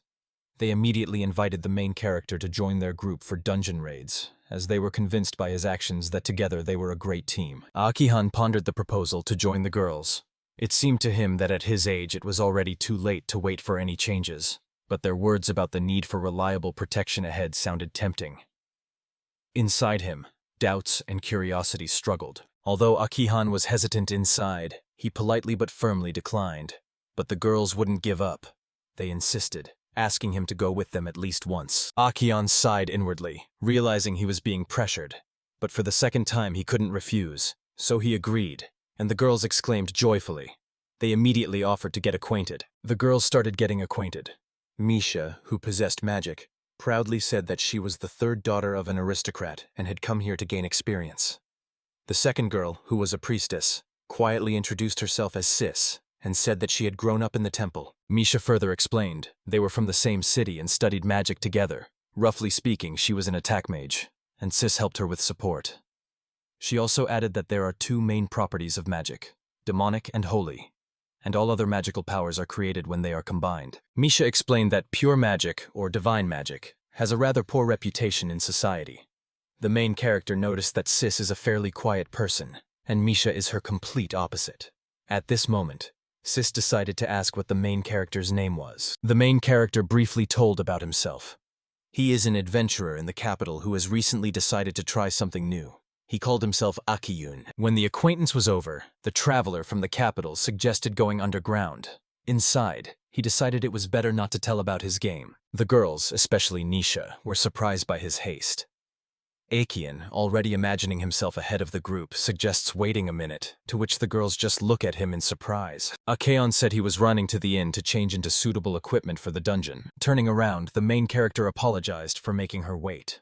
Misha, with a slight reproach, noted that he had made her wait too much and called him an uncle. The girl noticed his new equipment, a mace and a shield. Misha asked in surprise if he had left the spear and other things, and reminded him that if he died in the dungeon, he would lose everything. Akian just smiled restrainedly and confirmed that he knew these rules well. He confidently stated that a dungeon awaited him ahead. Moving forward, he mentally added that he had already hidden all the valuable things in the game, so his enemies would get nothing. With time, a new problem arose. The main hero got used to fighting alone and pulled all the opponents towards himself, and along with this, he took all the loot, leaving the girls no chance. The first minutes of the joint battle for Akion were unusual. He mechanically blocked the way for all opponents. Having realized his mistake, he guiltily apologized. Over time, he began to get used to working in a team. With each new floor of the dungeon, the enemies became more numerous and diverse, and battles occurred more frequently. The team acted in harmony. Aheon, confidently led, indicated to Mishi who to hit with fire, and at the right moment asked Sis to defend. Suddenly, a monster jumps out of the darkness and grabs the real hero's hand, but he doesn't get confused and skillfully copes with it. Having rested a bit after the continuous battles, he finally looks around. Nearby are the bodies of monsters, or rather, only the remains of them, which are magical stones of different sizes and properties. Ekion was amazed at his changes. Before, he would have run away from such a number of monsters without even looking back. And now he stood confidently. The thought of new trials no longer frightened, but, on the contrary, thrilled him. Having checked his game stats, he compared them to the characteristics of the guild instructor. And here everything became completely clear. His level was already higher than that of the instructor. Such an achievement could not but rejoice. The ocean was descending lower and lower, and with each step he felt his confidence growing. Along with the team, they acted in harmony. Skirmishes passed as if by notes, and this helped to move forward. Having found the stairs to the 6th floor, the main character suggested taking a little rest before the decisive push into the depths of the dungeon. Already thinking about the next battle, he looked back. The girls only discontentedly sighed in response. They had no strength left after the constant struggle. They bowed their heads and barely moved. She was pale and trembling, barely standing on her feet and mentally repeating, "I want to go home." Misha exclaimed loudly, expressing her indignation, and squeezed her staff so hard that her arm joints turned white. The sister began to complain about the look of the goblin and also said that she was tired. Akian, surprised by their condition, hesitantly asked if they didn't want to retreat. The girls just looked at each other. Ikon quickly assessed the situation. The girls were already at the end of their strength, and he himself still had enough energy to continue the fight for a long time. He decided to stop, mentally noting that he had already collected enough magical stones and could stop at that. Akion confirmed his thoughts and said aloud that everything is over for today. Having heard about the end of the raid, Misha and Sis, although tired, still rejoiced and thanked the gods. By this time they were quite exhausted. When they returned to the guild, the employee apologized for the slight delay and handed them the money they had earned for the magic stones. The sum turned out to be substantial. The coins were stacked one on top of the other, forming a small pile. When all the coins were counted, the sum turned out to be impressive, 20,000 lines per person. The girls were pleasantly surprised by such earnings, and the main character also lifted his spirits upon hearing this amount. Akeon pondered. He had noticed that the deeper they descended, the more and better magical stones they found. He was convinced that tomorrow, on even deeper levels, there would be even more. But his thoughts were interrupted. A familiar voice called out to him. Happy girls, thinking that everything was already settled, said goodbye to the main character and suggested meeting again in a week. Their proposal surprised our hero, and he finally came out of his thoughts. The only thing he could answer was to ask a counter question because he was completely confused. His plans for tomorrow were broken in an instant. Then the main character asked sharply again why exactly in a week, obviously hoping for a quicker meeting. Misha was surprised and said that a week is not that long after all. Continuing her story, Misha explained that they needed a little time to purchase magical materials and replenish their supplies, because magicians can't do without magic, unlike warriors, who perform well both in defense and in attack. Seeing that he still didn't understand and was confused, she explained that there were two main ways to study magic. But, remembering that he wasn't a magician, she added sympathetically that he might not know about it. The young magician explained that there are two ways to master magic and engrave the magical mechanism in one's mind in the form of a magical circle. The first way is to learn from an experienced magician. The second is to purchase the necessary components from a magical guild. Akion recalled seeing a similar magical circle when he was learning the analysis spell, and though he hadn't paid much attention to it back then, He was now beginning to understand its significance. She emphasized that after studying the theory, it's necessary to practice diligently in order to use magic automatically, especially when it comes to combat spells that need to be applied quickly and accurately. Training was mandatory. That's why the girls need a whole week. Mishi needs time for shopping and magic training, and Sis needs it for intensified prayers at the church because her holy magic depends on her connection to the divine. Without this, they won't be able to work well together. Having understood the essence of their thoughts, he agreed with them.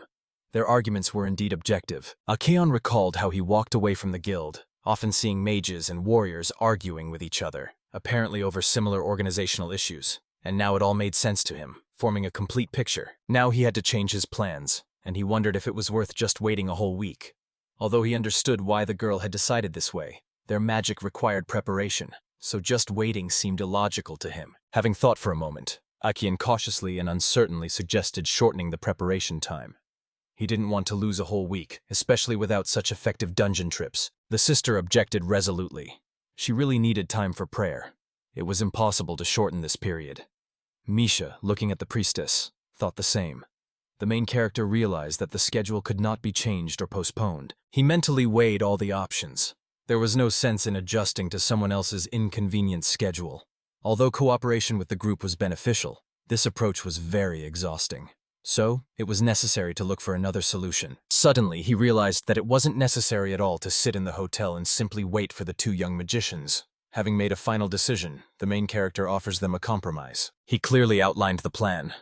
The mages have a week to prepare, as agreed, and for now, he will explore the dungeon himself. If by the time of the meeting he no longer wants to go together, it will be their fault. He asked if they were satisfied with such conditions. After this conversation, he, tired, goes up to his room. Meanwhile, it has already darkened on the street. The building was lit with lights everywhere. Having entered the room, he sits down on the bed and slightly lifts his head. Exhausted, he sighs. Today's day has drained him both mentally and physically. Recalling his adventures, he dreamed of forgetting everything and just falling asleep. He was particularly exhausted from the last conversation, when the young mages agreed to the idea of going to the dungeon for Akihan on their own. Although everything ended well, his mood had deteriorated greatly due to this tense atmosphere. Recalling this conversation, the main character was greatly outraged. He believed that modern youth had become too indifferent and did not respect their elders. Moreover, it was they who also made demands, and he had to go out of his way to accommodate them. His head was buzzing with tension and unpleasant thoughts that wouldn't let him focus. At such moments, Aikeon knew a proven way to relieve stress: delicious food. Without hesitation, he pulled out 20 golden cherries from his supplies. They looked very appealing. At the end of the day, he, as always, reviewed his characteristics in the system window. There was a complete list of indicators. He was annoyed that the luck item stubbornly refused to grow. This made him wonder. Perhaps his failures were connected to the fact that he often found it difficult to communicate or find common ground with other people. He dismissed these thoughts. Now it made no sense to bother himself with them. The main thing was that from the very beginning he had intended to explore the dungeon alone. With such determination, he realized, it was time to test his new, long-desired equipment. The very next day, he was completely ready. Aikeon proudly put on a full set of armor made of pure iron and felt its weight and reliability. It was of perfect quality, without a single scratch. Before entering the dangerous dungeon, the main character, full of determination, promised himself he would go as far as he could. It was time to challenge himself and test his abilities alone. The main hero stood on the 6th floor of the dungeon and was preparing for new trials alone. The stone vaults were enveloped in a thick fog. The walls were dark, and an oppressive atmosphere prevailed around. Somewhere in the distance, echoes of someone's footsteps were heard. During the battle with the new goblins, he instantly applied the quick step skill, dodging attacks, and immediately struck powerful double blows with his mace, with the protected gloves confidently holding the weapon handle. Now he quickly deals with monsters, so hunting has become more efficient than during his first attempt. Magical stones of different colors and sizes lie everywhere. Collecting them is one pleasure. So, a few days passed. On the 3rd day, in the dungeon of Aikeon, he happily noticed that the new club fit him perfectly. Its weight and balance allowed him to deliver strong and precise blows that could pierce even the hardest monster skulls. The heavy iron armor reliably protected the hero from fangs, claws, and even accidental arrows. Despite the fact that it was difficult to move in it, skills helped to compensate for this. He remained a true unbreakable tank. Achieving such a balance became his true achievement. In the dark dungeon, there was only one torch, but that was quite enough because it turned out the main advantage of solitude is not in armor, and not even in weapons. Simply, no one bothered or watched him. He could take a break anytime. The main thing was that there were no strangers nearby. Then this place became safe and quiet for him. Besides, his armor could be easily removed, as it consisted of separate parts, so nothing bothered him. During the stop, Aikion first hid the heavy loot, the magic stones, in the game inventory.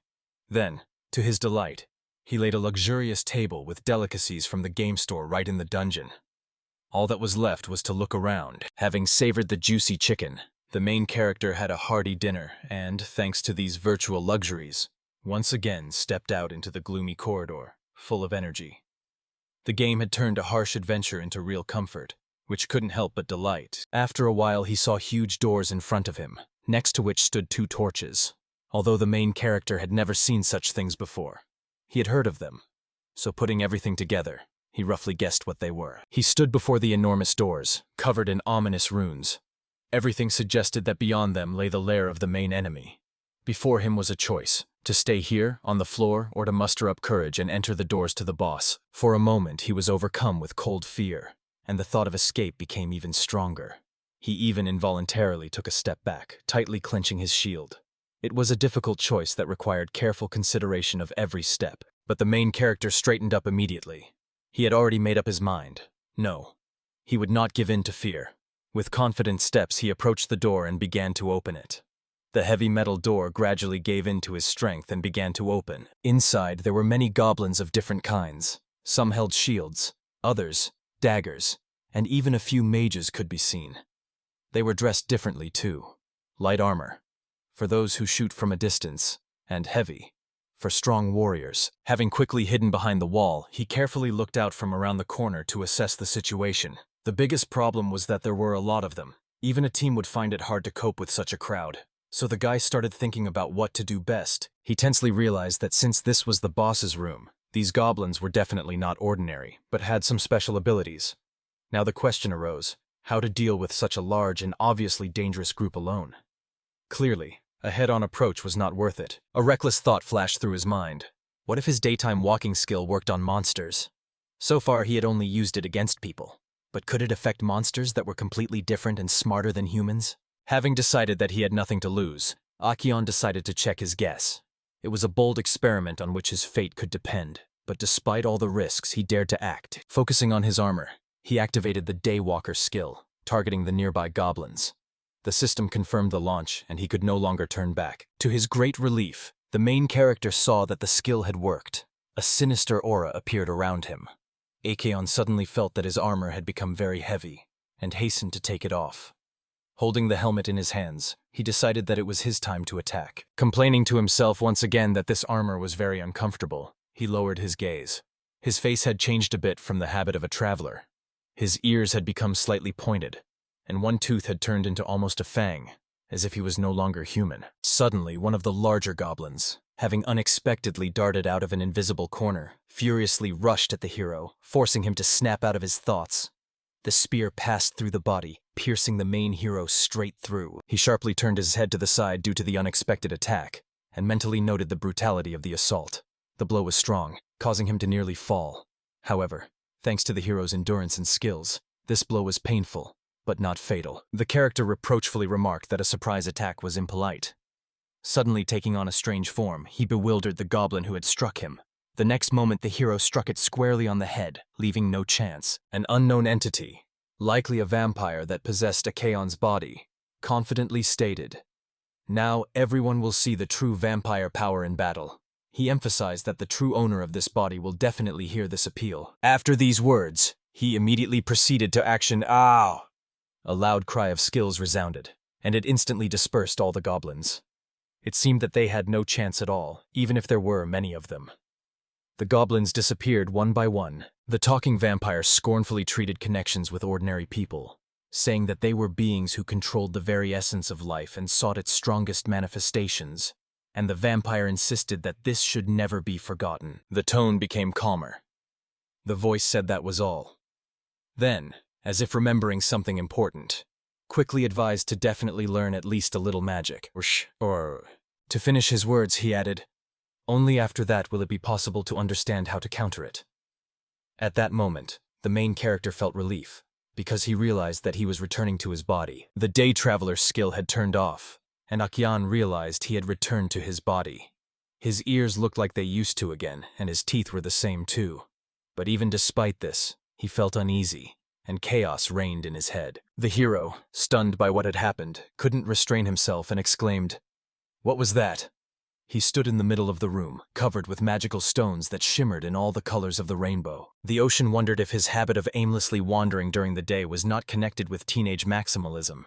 He became curious whether, perhaps, another personality lived in him, his other side. He admitted that it was the only logical explanation that had occurred to him. After all, this vampire knew far more about vampires and their methods than he did himself. Having plunged into his thoughts, he began to ponder aloud. After pondering for some time, the main character asked himself whether it was worth thinking about it now at all. Realizing that he had already answered his own rhetorical question, he continued to think further. At first, he decided to figure out what skills, in his opinion, were supposed to appear. To make sure of this, he put his hand on the magic circle, which instantly responded. A window with the system status immediately appeared, where all the necessary information was visible. Strength increased to 105. Health to 130, speed became 56, and magic rose to 43, and luck was left with only 5 points. In addition to the usual indicators, Akiana was surprised by a large number of new skills. This made him wonder if, perhaps, the ability to steal skills extends not only to people. He reviewed one of these skills and was impressed. He even became embarrassed because of this skill. He started to panic, saying that he had no experience in relationships, so this ability was useless to him, and he really wanted to not use it at all. He frantically searched for a way to get rid of this skill, looking around for something that could disable it. Later, he let out a sigh of relief. He had finally found a way to stop the action of this skill. It turned out that it could have been blocked all this time.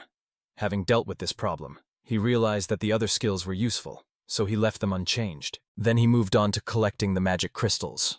They were scattered all over the floor of the room, and this immediately lifted his mood, because he immediately thought of coins. Rejoicing in the future profit, the hero cheerfully exclaimed something about money and harvest. This work did not tire him at all, on the contrary. It inspired him. Akia glanced at the bag that had fallen among the rocks. He thought that along with the rocks, not just an object, but some kind of magical find had fallen.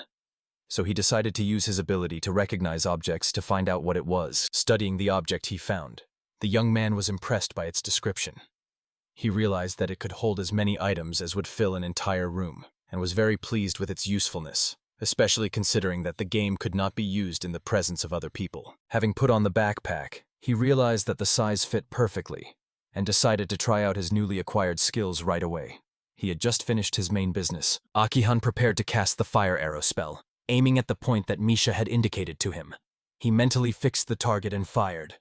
The arrow shot forward at high speed, leaving a burning trail behind. Approaching the wall, he saw the difference in preparation that Misha had talked about. Although the blow had damaged the wall, it hadn't hit where it was aimed. He realized that without persistence and adaptation, he wouldn't get the desired result. He let out a heavy sigh. Recalling that time, he realized that almost a week had passed since he agreed to meet with the two mages to explore the dungeon together. He only had to finish preparing for the meeting. Akin thought it was much more convenient for him to be alone, but he had already promised, so he couldn't refuse, and he himself admitted that sometimes company could be interesting. Slightly smiling and somewhat reconciling himself to the situation, he began to prepare to return. Having raised his fist and loudly shouted that he was already returning, the hero cheered himself up and headed back to the exit from the dungeon. The road was not the shortest, but it passed without incident. Having risen to the surface, the traveler saw a usual clear day. Small clouds were flying in the sky. Everything was as usual in the guild, so he easily managed to get inside and take a look around. The main hero arrived earlier, so he decided not to wait for the others, but to start changing the pebbles himself. Suddenly, he heard a very familiar voice calling him. It was Masha. It turned out that they had also arrived a little earlier. Having caught his breath from the familiar voice, Akian admits that he did not expect to see them so soon. Looking closer, he notices something strange. The main hero, without even finishing the thought, is completely bewildered by what is happening. The girl, noticeably intimidated, began to apologize. She spoke about the group and, stuttering, expressed the opinion that it would be better for them to disperse. The reason for this was the guy who stood between the mages and with pleasure looked at Akion. She confidently stated her choice, saying that she would unite with another person. Taking his hand, she hinted to the main character that she would not change her decision. The sorceress had already made up her mind. A slightly satisfied guy also apologized for how everything turned out. It seems he ended up on this team by accident. Akion, deeply distressed and perplexed, asked why this had happened, since he had behaved well. He couldn't hide his pain and incomprehension. She explained calmly, but firmly, the reason. The other man looked much stronger than him. These words deeply offended the main character, and her explanation sounded like a final verdict. The main character, having changed sharply in his face, realized that it was useless to argue. This would only complicate the situation, especially in front of everyone. So he said that he accepts this decision and decided to move on. He smiled and somewhat insincerely agreed with her words, raising his big thumb up, showing that he fully supported her. Marie immediately picked up on this idea, adding that Ahayon would also understand everything right away. Without wasting time and prolonging the conversation, the girl announced that they were heading to the dungeon. The sister also calmly said goodbye to the main character. Leaving the man alone with his thoughts, they went together to that very dungeon. Left alone, the main character waved after them for a bit with a slight smile. When they disappeared from sight, he involuntarily sighed. The people who saw this sympathized with him in their hearts. One of the onlookers, an elderly warrior, seeing the distressed young man, patted him on the shoulder and advised him not to fall into despair, adding that the youth of today are too selfish. Akion, slightly surprised by this reaction, quickly replied that everything was all right with him. Having thought about it, he realized that it was even for the better. Surprisingly, the main character barely felt any surprise. On the contrary, he felt confidence and even joy that one of his problems had simply disappeared. The same warrior calmly confessed that he had already been in various groups. But each time everything ended in failure. The traveler replied that he understood everything, showing as if he had come to terms with the circumstances. The warrior looked a bit older than Akion, and a small stubble was already breaking through on his face. The man muttered his opinion. He just wanted such quarrels not to be arranged in front of everyone. In his opinion, it had already become too trite a method. Getting down to business, he approached the merchant and showed him his magical pouch. He offered to exchange the stones for money. Upon seeing the pouch, the guild employee promised to bring a larger vessel. Returning, she continued the conversation. She politely asked to put all the pebbles in a specially prepared container. This container resembled a plate with small sides. It was round in shape, so it held more pebbles than usual. In an instant, the main hero understood everything and poured out all the magic stones. They fell neatly in a heap, forming a fairly large mountain. Fortunately, the container held everything and nothing spilled out. Seeing this pile, the employee was very surprised. She quickly reassured him that everything was fine and the count would be over soon. She realized that the stones had been collected here for a long time, and Khan didn't quite understand why the atmosphere was so tense, and thought that something must have gone wrong. When the count was over, the main character couldn't hide his amazement. He exclaimed in delight, impressed by such a sum. And the merchant confirmed. For all these stones he would receive 600,000 lin, which is 30 times more than after the previous dungeon trip. When the worker handed over the money, he politely asked the boy to bring more stones next time. As it was easy to get confused with large sums, Ahayon agreed timidly. Suddenly the main character felt someone's hand on his shoulder. It was unexpected, but the adventurer immediately understood who it was. The same warrior with stubble, who watched everything from behind, holding Akayan by the shoulder, praised him. He also noticed that the magicians had exchanged the real diamond for an inexperienced young man. Having expressed his thoughts about the group, the senior warrior laughed and joked that Ahayon could have simply said that he wanted to get rid of these young people. The adventurer pondered this, and felt that it was now much easier for him. The main character paused for a moment, and quietly exhaled. He realized an unpleasant truth. His whole life he had been left out of the company. It annoyed him a bit, but didn't upset him at all. On the contrary, it even lifted his mood. After a hard day, the guy decided to treat himself to a delicious dinner and returned to the hotel. There he ordered a hot dish, rice with a juicy pork cutlet on top. Taking the chopsticks, he began to eat. He focused on his food, mixing pieces of the cutlet with rice, and gradually his bad thoughts disappeared. The air was filled with the appetizing smell of fried meat. After a delicious dinner, The hero continued with his affairs, having put the chopsticks on the empty plate. The traveler thanked for the food with pleasure. Now that lunch was over, he had one more thing to do. Returning to his room, the hero lay down on the soft, comfortable bed. The next decision was obvious. It was time for games. He clearly decided to devote himself to this evening. Taking the joystick, he fully immersed himself in the game. The sky gradually darkened, and Akion decided for himself that it was enough with the inventory for today. He also firmly decided that he would not go to the dungeon tomorrow, and would spend this night playing games until he fell from fatigue.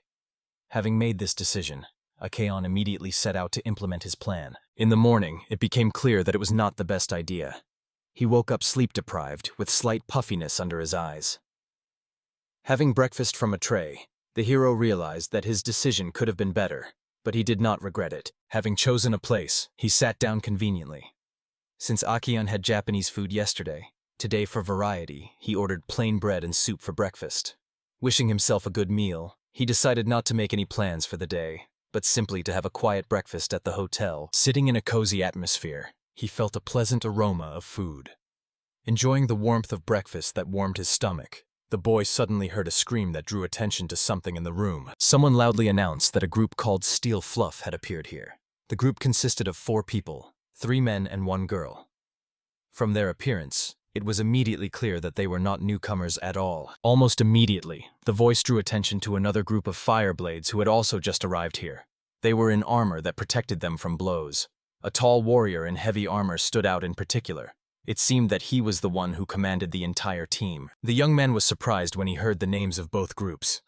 At that moment, he tried to recall where else he might have heard these names. Lost in thought, Akion continued his story. He had never heard of them before, but judging by the reaction of others, these groups were well known. People around were actively discussing these groups with enthusiasm.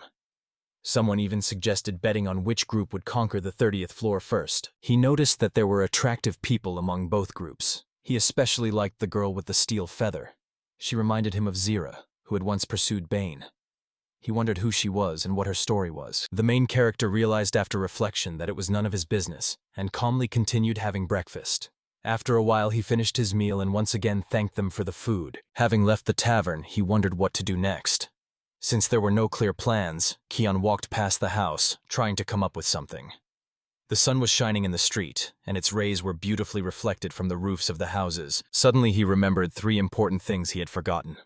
To buy everything necessary for magic, to prepare for the next descent into the dungeon, and to find out what new possibilities and dangers currently existed. Having seen how many cases were planned, the guy got a bit confused and admitted that there were too many plans. He thought that nothing would happen at all. And then suddenly there were 3 tasks. Surprise was written all over his face. Akiken decided not to put anything off any longer.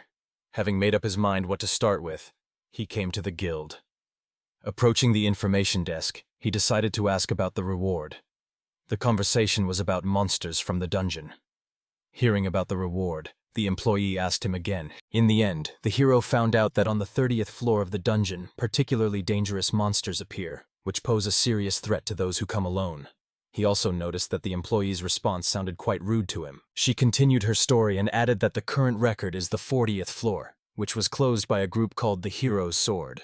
Then she advised Ahion to unite with those groups he had recently learned about, who were just descending to the 30th floor. The employee did not forget to politely add, clasping her palms and smiling, that the guild would be happy to accept and fulfill his request if he needed their services. The main hero understood where she was leading. So, hesitating a bit and clenching his fingers, he replied that he would think about it. In fact, he had other plans. Recalling the 30th floor, the boy decided to try to handle it on his own, since he already had some experience. If it didn't work out, then he would turn to the guild officially. Having decided that, he headed in the necessary direction. After a while, he found the right place. On the sign, a magic wand was painted. Akion noticed with interest that this was the very same magic shop he had been looking for. The saleswoman greeted the man warmly and immediately understood from his behavior that he was here for the first time. Experience hinted this to her almost instantly. The main heroine agreed with her experienced question. In response, the employee decides to briefly explain what the store is for and what goods are available here. Akihan listens attentively. The saleswoman briefly told that in this store you can not only buy, but also study various spells. The main character did not make a mistake in choosing the store. After that, She elaborated on the available magic and handed over the list. She politely warned that the choice of magic depends on the rank, and offered to help if something was unclear.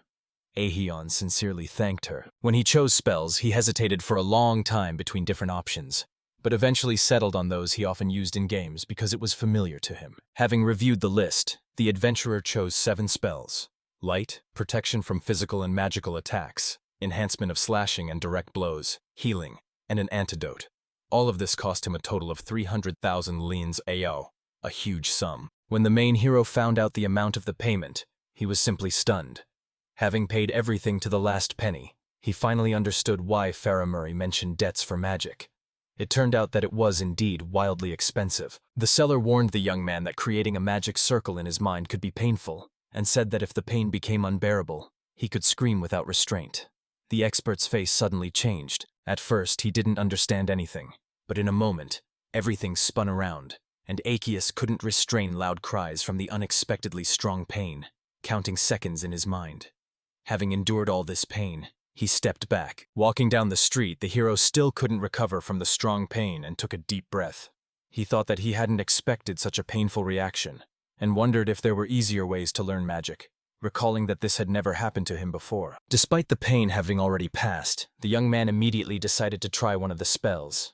He joyfully exclaimed that he no longer needed candles, and activated the glow magic. Small particles of light illuminated the entire room. It was very convenient and practical. Sitting on the bed with a joystick in his hands, Aegeon pondered how much he had changed since he became a traveler. His life now filled with adventures. Something else occurred to him. He realized that, although he knows many people in the city, he still feels lonely. A desire appeared in his heart. Would he ever meet someone with whom he could just have fun? The next day, the young man went to the training ground.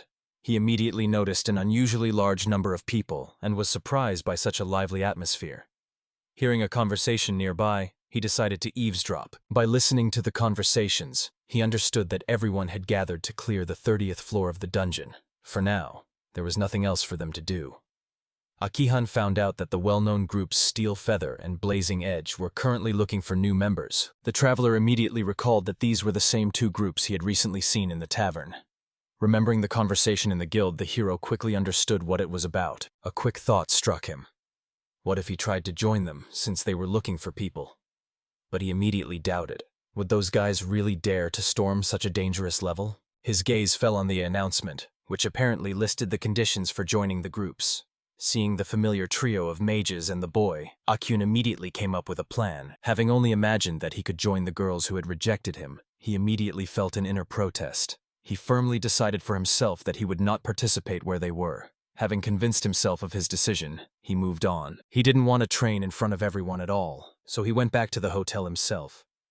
Aegeon wanted to prepare well for the next day. He emphasized that the main advantage of being alone is the ability to manage your time as you like, so he got down to business right away. The next day arrived. The weather was, as always, clear, and small clouds stretched all the way to the horizon. Approaching the familiar entrance to the dungeon, Aegeon firmly decided that it was time to explore it. As he stepped inside, he sincerely hoped that this time it would be without adventures. Having made sure that there was no one around, the adventurer activated the blood transformation skill. Usually, warriors can't wear heavy armor due to its weight, but thanks to the power of the vampire, he can easily put it on without any problems. He noted with pleasure that in this form no one would definitely recognize him. Now, fully protected by armor, he was ready to enter the dungeon. Having entered the dark corridors, he immediately used the spell of light. Thanks to this magic, it became much easier to move forward. Aegeon resolutely set out to go further, using all his recently acquired magical skills. Now he was moving much faster. When he encountered the first monsters, he immediately cast the strength, slash, and protection from physical attack spells on himself. Thanks to this, he began to destroy monsters much faster, and they could hardly hurt him. After the room was quickly cleared, the last thing remained. The adventurer pointed his finger at the monsters with determination. Suddenly, a black substance like a needle began to seep out of his finger. Aegeon quickly crouched down and touched the slain monster with his needle. In the last moment before the beast disappeared, he used the skill that allowed him to steal abilities, hoping to obtain its skills. After successfully using the skill, a system window appeared on the screen. He saw how his character's characteristics had changed. Among other things, he noticed a new spell, light orb.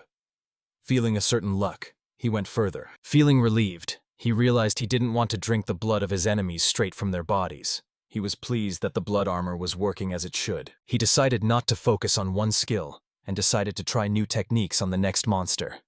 Holding the sword tightly, he went deeper into the dungeon, moving forward confidently. Akihan already imagined his prey. Moving further, he noticed with concern that he had already walked a considerable distance, yet the descent to the next level was still nowhere to be seen. Had this floor turned out to be larger than usual? The adventurer was perplexed. Suddenly, a loud, piercing cry rang out. It was completely unexpected. The protagonist even twitched a little. Akiwan clearly did not expect this. He thought in wonder that he had never heard anything like it, and didn't understand at all where this sound was coming from.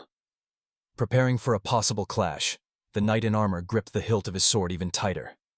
Aeon carefully moved in the direction from which the strange sounds were coming. A terrible chill overcame him as he saw the approach of a dark shadow.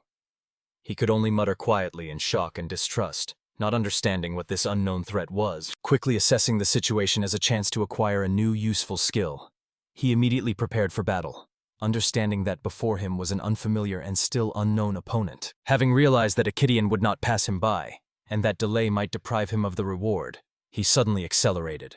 His only thought was to get to the place as quickly as possible. In the dark dungeon, only his hurried, heavy footsteps could be heard. As he drew closer, he noticed a young girl standing in a fighting stance with a long sword in her hands. In front of her, something was hovering in the air, resembling a ghost and a skeleton in a dark cloak. The hero guessed. It was a devourer, and in its hands was a scythe. The state of the young girl was very severe.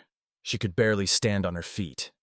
It seemed that she had been fighting such a monster for a long time, and in this battle, the monster, which resembled death itself, was winning. The girl couldn't believe that she could die right here. The hero recalled everything he knew about this monster, the punitive devourer. He remembered that this creature appears only when someone grossly violates the rules of the dungeon, for example, stays on one level for too long. Looking closer, Akaon, who was hiding behind the corner, finally saw the monster in all its horrific beauty. The adventurer held his breath in fear, seeing the creature with networked weapons looming over the girl. Having seen how the devourer is preparing to strike the final blow to the girl, the main character instantly grabs her and covers her from the attack. A single blow from this creature barely knocked him out. Even a knight in heavy armor could not believe how strong this creature was. Having examined the damage, he noticed a considerable dent from the impact. The heavily armed knight could hardly believe that someone could inflict such powerful damage. Suddenly, his gaze stopped at the girl he had managed to catch. To his surprise, he recognized her as the girl from the Steel Feather group he had seen earlier in the tavern. He couldn't understand how and why she was here, as she was alone, without her group, which was supposed to head to the 30th floor. Finding himself between a terrifying monster and a girl in his arms, the adventurer was completely bewildered. The only thing that flashed in his frightened head was what to do now. The main hero was perplexed. Questions swirled relentlessly in his head. How had he managed to stop the monster's attack if even she, a member of an elite group, couldn't do anything? After all, he had simply wanted to explore the dungeon to level up. His reflections were interrupted by the devourer. He involuntarily let out a muffled cry, reminding the hero of his presence. The knight in armor sharply turned around and realized that fighting with a girl in his arms was inconvenient. So he decided to act. He carefully laid her on the stone floor, not taking his eyes off the approaching hungry monster for a moment. Shuddering, he abruptly stopped the onset of panic. No, this is not the time for doubts. Action is needed.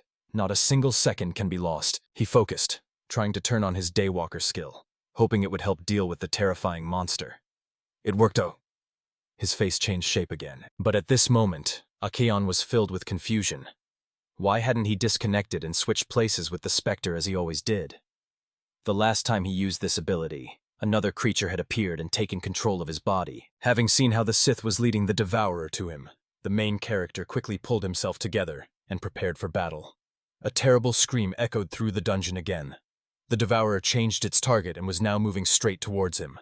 A dreadful fear struck the hero's mind, so he would have to deal with this nightmare himself. Having pondered for a moment, he drew his sword and prepared for a strike. Akian took a position.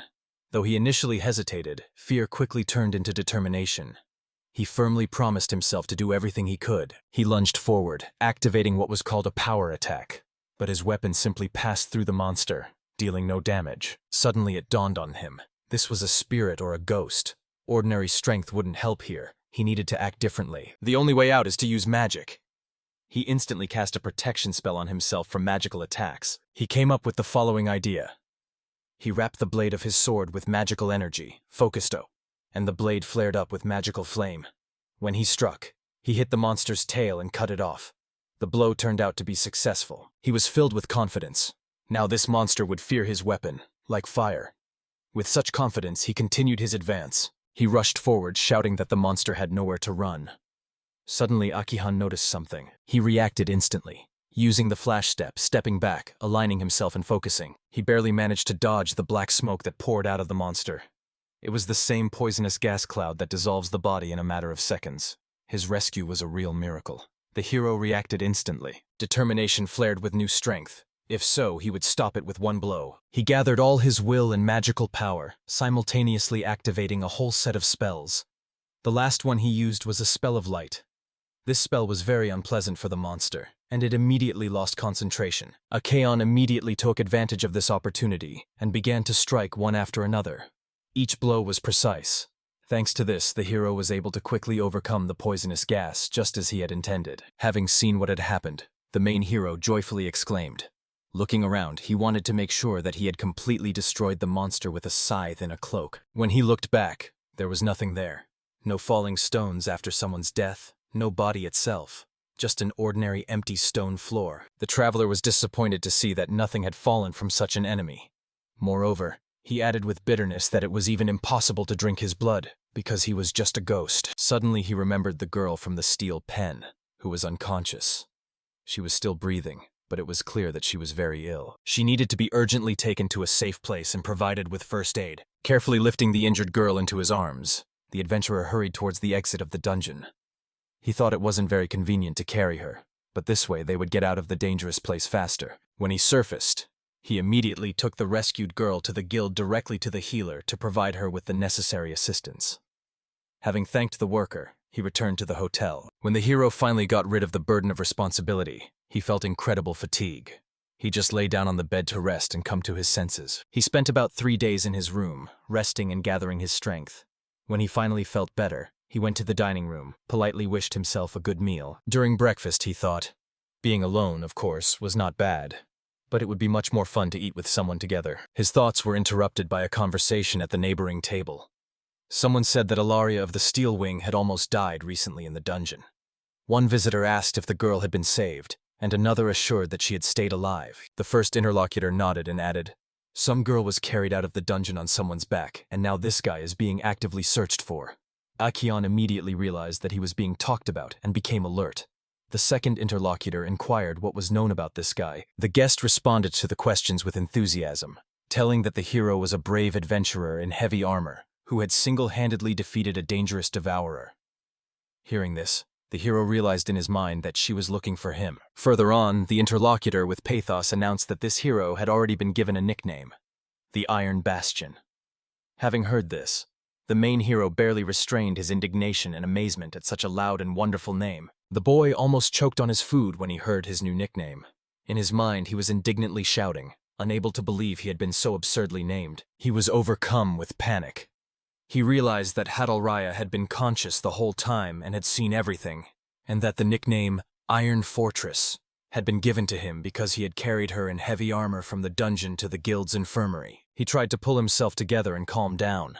The main thing, he thought, was that she hadn't seen him trying to use the power of the Daywalker. This secret remained with him. Ilaria, who had suddenly come in, noticed that the rumors had instantly spread throughout the city. Conversations around only added fuel to the fire of rumors. Now everyone was looking for the Iron Fortress, and Ilaria simply burned with the desire to find it. No one would have refused to see the one who single-handedly defeated the terrible devourer. His worst fears were confirmed when he saw Ilaria questioning the tavern's visitors about whether they had seen the Iron Fortress. She was indeed looking for it. Having realized that he was in danger of being exposed, Aikien decided to flee immediately, before she noticed him. Suddenly, he heard a familiar voice calling out to him. To his relief, Ilaria directly asked if he had seen the adventurer in heavy armor. By her voice and expression, it was clear that she didn't recognize him.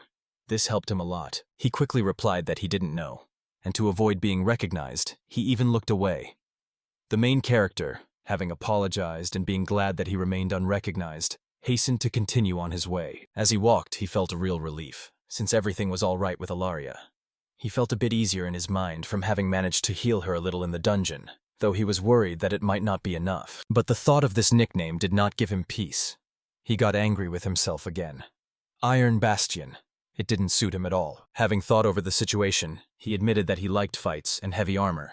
But now, in order not to attract attention, it's better to temporarily give them up. Having decided to act, he realized, as long as his face was unknown, everything would be all right. He had already prepared a completely new set of clothes for himself and tried not to think about the possible consequences of such an act. Soon, he proudly began to evaluate his work. Now he felt completely protected. He replaced simple iron with strong steel for the armor and added a large, impressive shield to the set. But looking at himself in this new form, he was overcome with bitter understanding. In this sturdy, shiny steel armor with its enormous shield, he even more closely resembled the very iron fortress that everyone had been searching for so diligently. The young man reached the 17th floor of the dungeon, where even greater danger and mysterious sounds, similar to rhythmic beats, awaited him. As he continued to clear the dungeon, he noticed that there were many more types of enemies here than on the upper levels. Before, he had only encountered one or two, but now there were significantly more. But feeling safe in his new steel armor and with a large shield, he merely snorted in disdain, considering these monsters easy prey. The thought of new rivals sparked his interest, and he had already begun to wonder what unique skills he could borrow from them to add to his collection. Thanks to his skill of stealing abilities, he acquired new skills for working with an axe, spear, and shield, and immediately realized that they were very useful. During this, he made an important discovery. If you get the same skill from monsters of the same type, the skill development does not progress. But as soon as you steal this skill from a monster of a new species, the skill level immediately increases. He noticed that up to the 20th floor, the views of the monsters hardly changed. Because of this, in order to level up his skills, he had to search for and defeat different creatures. Inspired by new discoveries and opportunities, he decided not to linger, and immediately headed to the boss on the 20th floor. At first, the boss's tactic, who constantly called allies to his aid, greatly exhausted the adventurer. But he didn't lose his cool, recalling the classic tactics from role-playing games. Focusing on the source of the threat, Akian deftly destroyed it. Despite all the difficulties, the knight and heavy weapons helped to achieve victory. He sat down and gathered skills from the defeated enemy. It was good that he didn't forget the classic techniques he had learned during long trainings. First, you need to destroy the summoner, and then everyone else. For his victory over the boss, he received a valuable trophy, the general's great bow, which significantly increased the range of his attacks. He was genuinely delighted with such a find. This weapon will be a great help in improving his shooting skills. After an exhausting fight and a long wandering through the floors, his stomach was growling loudly and he was very tired. So he decided to take a break, as he was quite hungry. Returning to the surface and dreaming of a good rest, he with pleasure began to think about lunch. Hot soup, a sandwich with bacon, lettuce and tomatoes, and something tasty for dessert. This tasty thing turned out to be a dikapon, a fruit that resembles an orange. Akyun held it out in his outstretched hand and admired this beautiful, fragrant fruit.